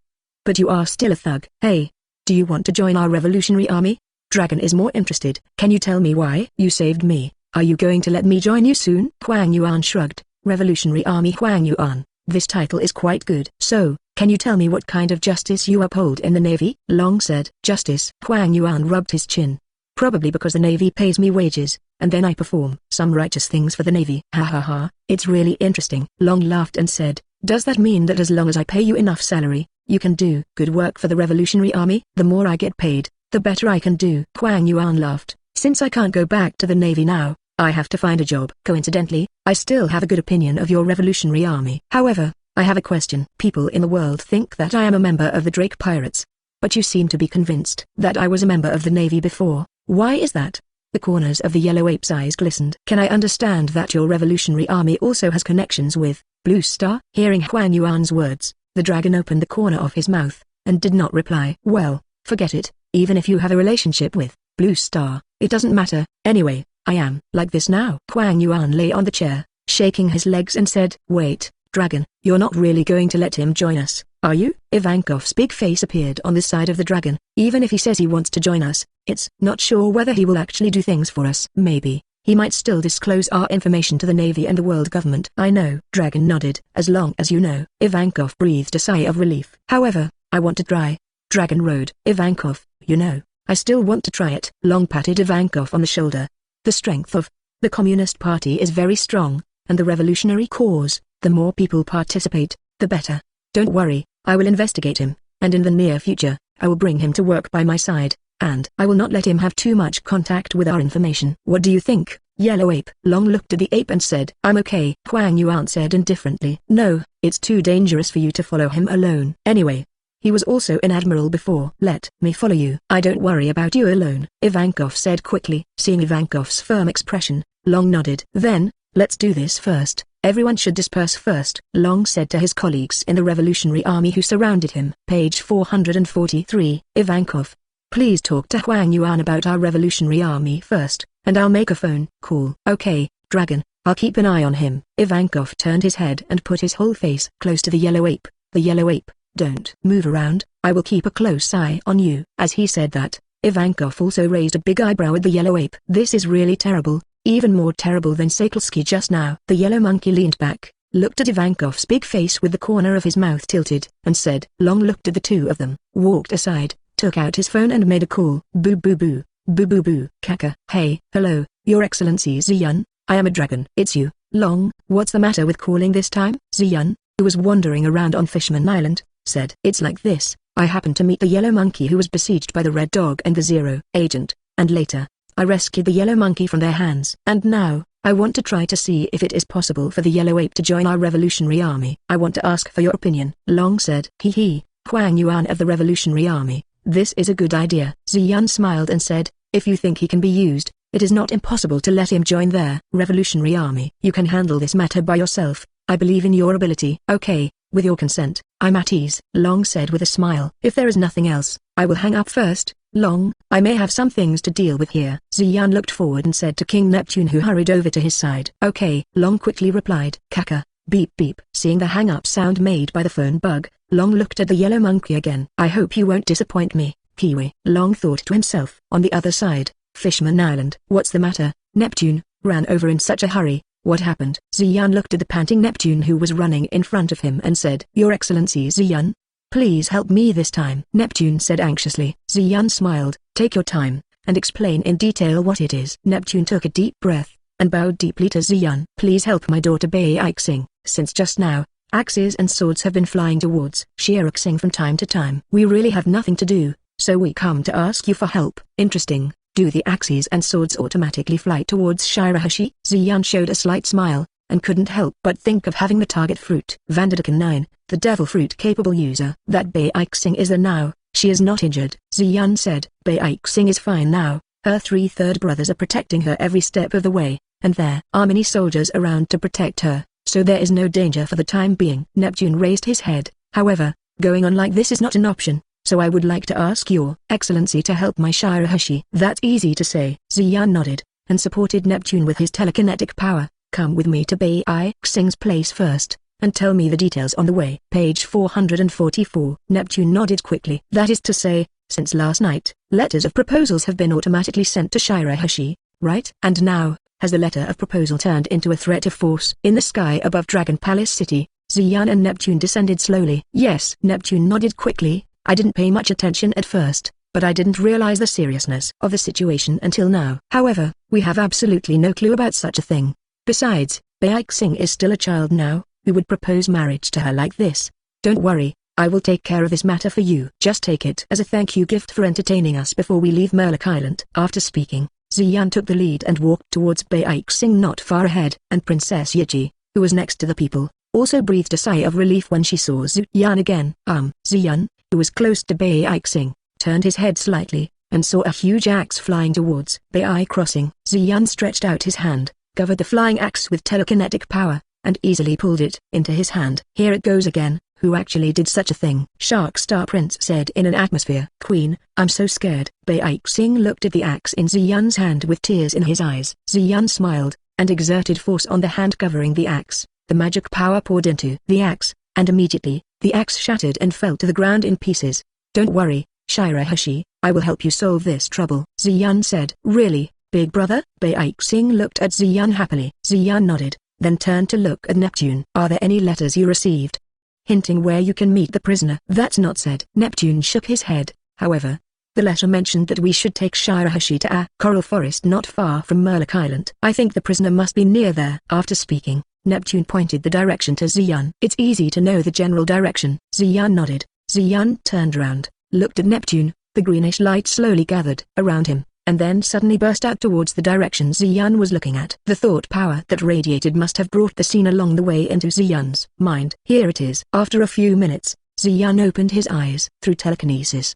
He sees exactly. They found a pirate ship hidden in a coral forest, and Ziyun's target, Van der Decken 9, was on it. Ziyun smiled, and under his control, the telekinetic power accurately locked on Van der Decken 9, and before he could react to what was going on, he pulled him towards Dragon Palace and flew towards it. You also perish here. Looking at the panicked pirates because their captain flew away suddenly, Ziyun allocated part of his mind power to cover the pirate ship, and with the sharp contraction of the telekinesis, the pirate ship and the crew on it were all crushed into a small ball. Van der Decken 9 was flying very fast. Ziyun didn't take his life into consideration at all, and loaded back a lot of rocks and hidden reefs on the way. When he flew to Dragon Palace City, his body was already covered in blood. The yellow hat that has been worn on the head all year round has long since been lost. Your Excellency Ziyun, this is it. Neptune looked at Van der Decken 9, who suddenly fell to the ground of Dragon Palace, and asked, with a puzzled expression, "He's the one you're looking for?" Ziyun laughed. "What?" Neptune immediately came to Van der Decken 9, and slammed his trident forcefully. "Why did you do that to Shirahashi?" Page 445. Van der Decken 9,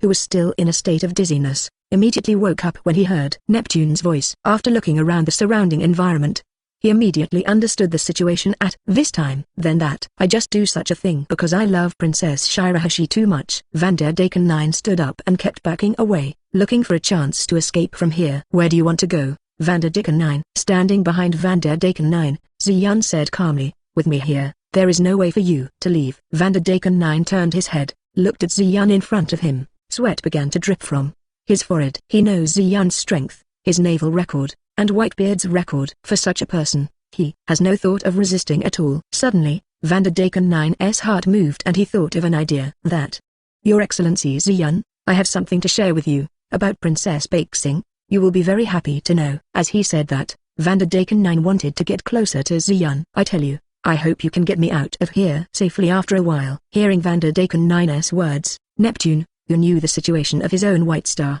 felt tight. "Actually, the reason why I proposed to Shirahashi is because of her strength. She is probably the legendary Kai." Laugh. Van der Decken 9, who was still talking, suddenly closed his mouth tightly, with such force that he even bit off his tongue directly. Van der Decken 9 wanted to open his mouth to shout, but he still couldn't open his mouth, and could only keep rolling around on the ground. Neptune, who originally wanted to stop Van der Decken 9 from speaking, couldn't help being taken aback when he saw his current appearance, but after seeing the greenish light covering Van der Decken 9's jaw, Neptune looked at him. Ziyun nodded to Neptune with a mysterious smile on his face. "Neptune, I will leave this guy to you." Ziyun turned around and walked slowly towards the outside of the Dragon Palace. "Be careful with his arms, he is a target fruit-capable user. As long as he is locked into the target by his hand, the objects he throws will be automatically tracked to the ends of the earth." After finishing speaking, Ziyun just came outside the door, and then, under the eyes of Neptune and others, he flew directly into the sky and left Dragon Palace City. After seeing Ziyun leave, Neptune fixed his eyes on Van der Decken 9 again, and then raised the trident in his hand without hesitation and pierced his heart. Van der Decken 9's eyes widened, and soon he stopped breathing. "Okay, you all go away, Sharkstar. You also take Bxing to have a good rest." After Neptune drew out his trident, he said to the surrounding soldiers and Sharkstar, "Okay, father." Sharksing hurried back, and then he and his two younger brothers left the palace with Bai crossing. With Neptune's acquiescence, the rest of the soldiers took away the body of Van der Decken 9. "Ottoheim." Just now Van der Decken 9 seemed to want to say, "I know, sir." Ottoheim approached Neptune. He seems to know that Shirahashi is an ancient weapon of this generation, the thing about the Emperor of the Sea. Not only that, it seems that His Excellency Ziyun also knows about this matter. Just now he deliberately prevented King Van der Decken 9 from speaking about this matter in front of everyone. Ottoheim shook her head. "It's just that I don't know why he would do that. If you know Bxing is the Sea Emperor, why is he so calm? Isn't he fascinated by the Sea Emperor's power?" Neptune looked at the direction Ziyun left. "I don't know, but no matter what, I think His Excellency Ziyun has good intentions towards our Fishman Island." Ottoheim nodded, agreeing with Neptune. On the other hand, Ziyun, who flew not far from Dragon Palace, saw Nico Robin, who was waving at him on the ground, and Zishaba, who was standing beside her. Ziyun smiled. Immediately he flew down and landed beside the two of them. "How about it, you two? Did you have a good time in Fishman Island?" Ziyun looked at Robin and Murasaki Shikibu and said, "Hey, I really learned a lot this time. Fishman Island is really a wonderful place." Murasaki Shikibu said happily, "I think I want to write a book again now." "Really? That's really a good thing. When you finish it, you must show it to me." Ziyun said. "Yeah, I will." He. Murasaki nodded with a smile. Page 446. Ziyun, I actually asked you to calm down because I wanted to tell you something. Robin stroked his hair and said, "Oh. What's the matter?" Ziyan showed an interested smile. Robin looked around, and after making sure there was no one around, he came to Ziyan, stretched out his head, and whispered in Ziyan's ear, "Actually, after watching the historical Steel of Zizan yesterday, I went to the joint on the Island of the Sky. According to the history, I suspect that Princess Baxing in Dragon Palace City is the ancient weapon, Sea Emperor. Originally, I wanted to tell you this matter as soon as I returned to the Golden Deal last night. But, you were trained by Skahala. Later, at a later date, I came to your door and wanted to go in and tell you about it." Speaking of this, Robin suddenly stopped, and showed a teasing smile to Ziyan. "After pushing open the door, I saw you doing some happy things with your new companions. Hee, I will not bother you." "I know. Didn't you and Murasaki Shikibu peek behind the door for a long time last night?" "Oh wow." Hearing Ziyan's words, Zishibu's face instantly turned red. "Yuyazu, you saw it?" "Of course, how can I not notice that you two are so bright?" Ziyan looked at Zishibu with a funny face. Speaking of which, Robin is very above board. If Zishi, why did he cover his face with his hands?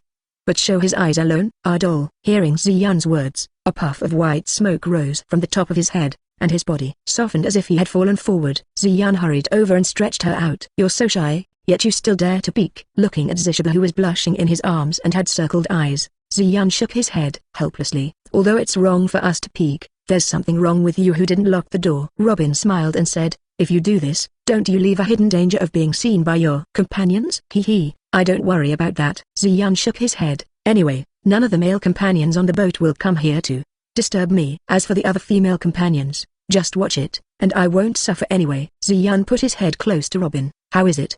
Did you have a good time last night?" Facing Ziyan's question, Robin did not shy away. "It's really a trendy Pemba show." Robin had a faint blush on his face. "However, I really didn't expect you, Ziyan, to like such a petite girl. I thought you would prefer girls like Minamoto Reimitsu." "I do like. Raikou is like that, but I also like Abby like that," Ziyan said with a smile. "I have a wide range of tolerance for women. Nurses, maids, policewomen, witches, soldiers, secretaries, Lolita, queens, princesses, monsters, girls with animal ears, etc. All kinds of women are the range I can accept." This is really a typical scumbag speech. Seeing Ziyan's honest look, Robin also raised the corners of his mouth. "Not only that, but I also really like the black-bellied sister. It would be even better if she had long black hair." As he spoke, Ziyan stared closely at Robin. "Really, who are you talking about?" Being stared at by Ziyan, Robin also slightly avoided his sight. "Probably a nice woman named Nicole." Robin. Ziyan replied with a smile. "Okay, let's stop teasing you." Ziyan patted Robin on the back. "I'm planning to call a new companion over. Are you interested in taking a look?" Robin, who was stared at by Ziyan, was slightly relieved when he saw that Ziyan changed the subject, but his heartbeat still didn't slow down. "Of course I'm interested. I also want to see what partners will come over next." "Will it be one of the types of women you mentioned earlier?" Robin said with interest. "By the way, what do you think about the fact that Shirahoshi is the Emperor of the Sea?" "I knew about this a long time ago. However, I am not very interested in the power of the Sea Emperor." Page 447. Ziyan shook his head, and helped Zishibu, who had regained his composure. "After all, I believe that my companions are stronger than any ancient weapon, right, Murasaki Shikibu?" "Hey, that ... Although I'm not very confident in fighting, but if the master needs it, I will fight hard," Zishibu said quickly. Ziyan smiled, and looked at Robin. "Don't look at Zishibu being so shy. If she really wants to fight, she is also very powerful. She is a character who can turn words into power." "Oh, is that right?" "It turns out Miss Murasaki Shikibu is also a very powerful person," said Robin. "Still, okay." Murasaki Shikibu rubbed his fingers and said, "Okay, Xiang and I will go to a quieter place to meet our new partner." "What are your expectations for your new companion's career?" Ziyan said with a smile. "Well, I remember Ziyan, you just mentioned the queen, so can the queen be a profession?" Robin asked. "This is naturally possible. Why, do you want us to have a queen here?" Ziyan said with a smile. Robin showed a black-bellied smile to Ziyan. "I was thinking, the current queen Skathuch trains you frequently. If there is another queen, will your training level be intensified?" "Ha ha." Hey, do you want to exhaust me?" Ziyan said with an exaggerated expression. "Hee, who told you that you just made fun of me?" Robin gave a sly smile. "Don't forget, Semiramis, as the Empress, didn't ask me to train much, so even if a partner of their queen profession really came, it wouldn't necessarily strengthen my training," Ziyan said with a smile. "In this case, why not take a gamble?" Robin smiled and said, "If the queen who came will strengthen your training, let me watch your performance in your room openly in the future." "Oh, this kind of thing is not a punishment at all." Ziyan shrugged. Then, If I win, what will you give me? Robin got close to Ziyun, and kissed Ziyun under Ziyun's surprised gaze. If you win, let me be your reward. Robin blushed and said, hee, I can't wait to perform the summoning. Ziyun said happily, speeding up and walking towards the open space ahead. You two also, follow quickly. That, Robin. Do you really want to take you as a reward? Seeing Ziyun walking to the front, Zishibu went to Robin and whispered. Robin smiled. I've already decided to follow Ziyun forever. Now I'm just giving myself a chance. In this way, I have the courage to approach him. Robin looked at Murasaki Shikibu, who had become his very good friend. Do you want to be together, Murasaki Shikibu? Ha ha. Zishibu held his flushed cheeks in his hands and cried out in surprise. Okay, it should be fine here. Looking at the surrounding environment, Ziyun nodded. System, help me summon the queen. Professional partners come here, Ziyun said to the system in his mind. Ding, deduct two devil fruits from the host, and start summoning. I'm really interested, what kind of queen will come? Robin stood beside Ziyun, and said with interest, without the blushing and embarrassment. Just now. Page 448. It seems that the bet with Ziyun was just a joke. On the other hand, Zishibu, who was beside Robin, was still twisting his body. His face was flushed, and he was still struggling with what Ziyun and Robin said just now. Queen of the Amazons, Benthesili, has answered your call. With the end of the summoning, a petite figure with a head of white hair and armor that covered his important parts appeared from the summoning array. Contrary to her petite figure, her whole body reveals rather linear muscles, and her exposed abdomen even shows the abdominal muscles that Ziyun admires. And the muscles all over the body not only did not obliterate her beauty, but added a wonderful beauty to her. Ding. The summoning has been completed. Congratulations to the host for obtaining the skills and treasure, hero. Let's sum it up in my hatred. Hint, using this treasure, the host's spirit and body will be highly excited, and the host will turn into a conscious, irrational berserker. Please be careful with the host. Irrational or something. It seems that this can only be used when the companion is not around. The corner of Ziyun's mouth twitched slightly. He didn't want to hurt his companion by using this. However, since you're still conscious, you should be able to avoid this situation. Ziyun secretly thought in his heart. Hi, Benthesili, I'm Ziyun. Welcome here. Ziyun stepped forward and stretched out his right hand and said. Benthesili looked down at Ziyun's outstretched palm, and after a moment of silence, stretched out his right hand and patted Ziyun's hand. Well, since I was called by you, I will fulfill my obligation as a companion. Let's go, master. Let's find a powerful enemy we haven't met yet, and an object of vengeance. That is absolutely unforgivable. If you have a strong enemy, you can look for it, but I don't seem to have any unforgivable revenge here. Ziyun rubbed the back of his head. However, there are definitely objects that I want to destroy. As he said that, Ziyun thought of those guys from the world government. Hey, the one you absolutely want to destroy? Benthesili showed an interested smile. Interesting. I hope it's a group of powerful guys. Do you want to destroy them now, master? It's not urgent. Apart from them, there are other objects in this world that need to be solved. Ziyun shook his head. Besides, there are other things that need to be done. It seems that this time, I seem to have lost. Robin stepped forward and said with a smile, it seems that Her Majesty the Queen, who came this time, is a very gentle queen, and she has no plans to give you special training. And, no matter how you look at it, it gives people a very powerful feeling. Powerful. Benthesili looked at Robin. Woman, you have a good vision, and I, as the Queen of the Amazons, give you my compliments. The person who can get the praise of the Queen, I also. Robin laughed. Especially such a lovely and beautiful queen. Cute beauty. Xylee looked at Robin gloomily. You seem to have misunderstood something, woman. As he spoke, Benthesili rushed over to Robin. Oops. Ziyun cried out inwardly, and hurriedly rushed between Benthesili and Robin, blocking Benthesili's forward route. Boom. Benthesili stepped heavily on the ground, stopped her forward steps. He looked at Ziyun with dissatisfaction. Moreover, the ground under his feet was also cracked due to the vigorous trampling of Benthesili. Even if you are my master, you shouldn't stop me. She insulted the majesty of the queen, and she must be punished accordingly. That, Benthesili, Robin is our companion, and she calls you beautiful only because she doesn't know you. Forget it, Ziyun said. Page 449. Hey, do you want to stop me, master? Benthesili summoned her own weapon, a spiked hammer. This is not allowed. Even if you are my master, I still have to maintain my dignity. Don't worry, I won't kill her, just teach her the lesson she should have. Of course, if you can stop me with your strength, I have nothing to say. The strong are at the top, and the weak are at the bottom. If you beat me, this time, I will naturally obey you and not pursue that woman's fault. All right. Ziyun shook his head helplessly, turned around and said to Robin. Don't worry, I will tell you about Benthesili later. Now, you and Zishibu go aside first. Liu Bing nodded, and pulled Zishibu to move aside. She didn't have the slightest worry about Ziyun going to fight Benthesili. After getting along with Ziyun for a long time, she has already known how powerful Ziyun is. Although the partners around Ziyun are also very powerful, Robin always believes that if Ziyan is serious, he is the most powerful person in this group. Then, come on, Benthicily, I also really want to know how powerful the warrior and queen of the Amazons is. Ziyan turned his head, looked at Benthicily with a smile and said. After speaking, Ziyan took off his top, revealing his well-trained upper body. During this period of time, after Scathach's devil training, Ziyan not only gained a huge improvement in spear skills, but even the muscles of his whole body have reached a very perfect level. The orderly angular muscles form a very beautiful line with each other, and the muscles that are not very swollen contain extremely powerful strength. Hey, it seems that the master also thinks that he is a powerful warrior. Benthicily looked at Ziyan's muscles and said, this is very good. My master should not be a weak person. If you don't let me see your strength and majesty, I will be very troubled. Ziyan walked up to Benthicily with a smile. His feet sank slightly, assuming a stance about to attack. Then, strike, Benthicily. Hee, let you experience the power of our tribe. Benthicily spun the hammer in a circle, and threw it at Ziyan. The corner of Ziyan's mouth was raised, and he did not dodge or dodge. With his right foot as the starting point, he turned his body violently, and kicked towards the flying hammer ball with a whip leg. Boom! Accompanied by a loud noise, the hammer slammed into the ground beside it. Taking advantage of this opportunity, Ziyan stepped on the ground and quickly shortened their distance between him and Benthicily. Benthicily pulled the hammer violently, and let the hammer hit Ziyan's back from behind. Ziyan hurriedly dodged to the side,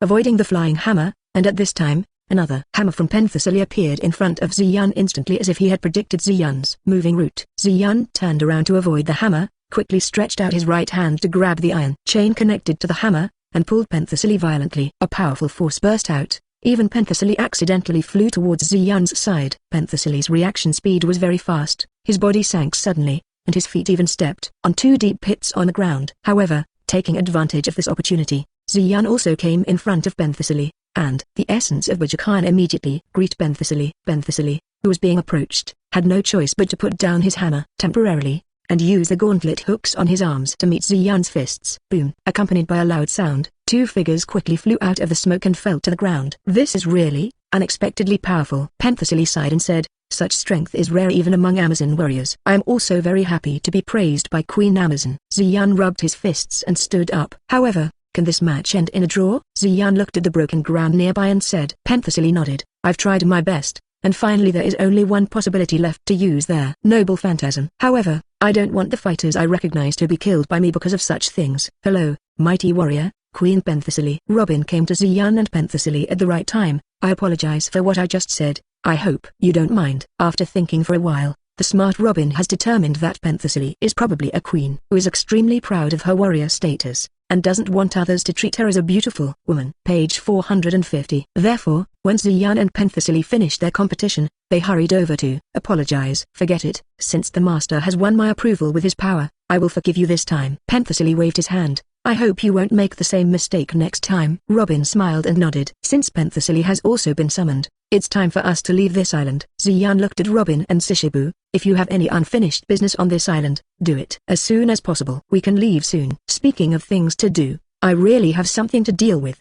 The corners of Robin's mouth curled up, revealing a mysterious smile. I asked Sishibu to accompany me to deal with it, and after that, we will go to the Golden Deer. Ziyan nodded. Robin smiled, pulled Sishibu to leave. Benthicily, where are you going? After Robin and Sishibu walked away, Ziyan looked back at Benthicily, and found that she was walking towards the distance. Benthicily pointed in front of her, and looked at Ziyan. There is a lake there. I want to go there and have a look. Well, I'll go too. After Ziyan finished speaking, he quickly ran to Benthicily. Benthicily, who came to the lake, landed on the ground, lightly took off her combat boots, and put one of her feet into the lake. After the battle, the coolness of the lake water can really bring people a good feeling, Benthicily said, supporting her other foot with one hand. Ziyan smiled, and sat down beside Benthicily. System, let's strengthen Benthicily, Zu said. Following Ziyan's decision, the body of Benthicily, who was enjoying the coolness, immediately intensified. Radiance lit up. With the appearance of light, Benthicily clearly felt that the power on her body was strengthening. I've become stronger. Benthicily looked at Ziyan beside her. Thank you, master. However, there is no end to becoming stronger, and I will continue to become stronger in their future. But, Benthicily stroked her long hair. In terms of physical age, it is probably reaching its limit. If I become more beautiful in the future, it will be meaningless for me to show up with this body. What does it matter? Ziyan looked at Penthesilea with a smile and said, beauty and strength are never opposite terms. Even a powerful person can be a beautiful person. As the queen of the Amazons, all you need to do is to be strong. Penthesilea frowned and looked at Ziyan. Even master, I hope you don't treat me as a woman. I've had enough of this kind of suffering. I would be very unhappy if my appearance would interfere with my battles with other warriors. If it's just a competition and not a life-threatening battle, I'm willing to accompany you at any time. Ziyan smiled and said, I won't disrespect fighting just because you are a woman. I am very powerful. You can use your full strength on me. Don't worry that I will be killed by you. You just got that kind of power, so you want to try it too. Hee, what a confident master. You actually feel stronger than me as an Amazon warrior. Penthesilea opened the corner of her mouth and said, patted Ziyan's chest, since this is their case, I really want to fight with you. Penthesilea turned her head and looked at the clear lake. However, let's forget it now. The rare piece, I don't want to destroy it. What are you doing? You can come too. Penthesilea pointed to the lake water. It's all thanks to you that you can achieve this state with this appearance. As a reward, I allow you to soak your feet next to the queen. Hearing what Penthesilea said, Ziyan smiled, took off his shoes, and put his feet in the lake. Well, it's very comfortable, Penthesilea said. Ziyan nodded, looked down, and looked at the fiery red military belt around Penthesilia's waist. What are you looking at? If you like this audiobook, subscribe the channel for more videos like this. And join my Patreon if you want to support me, where you can find advanced audiobooks that hasn't been uploaded on YouTube till now. Leave some comment and let me know if you guys like this story, or you have a web novel you like and want to hear its audiobook. I will be happy to create them for you. Please like, share, and leave a comment on the video.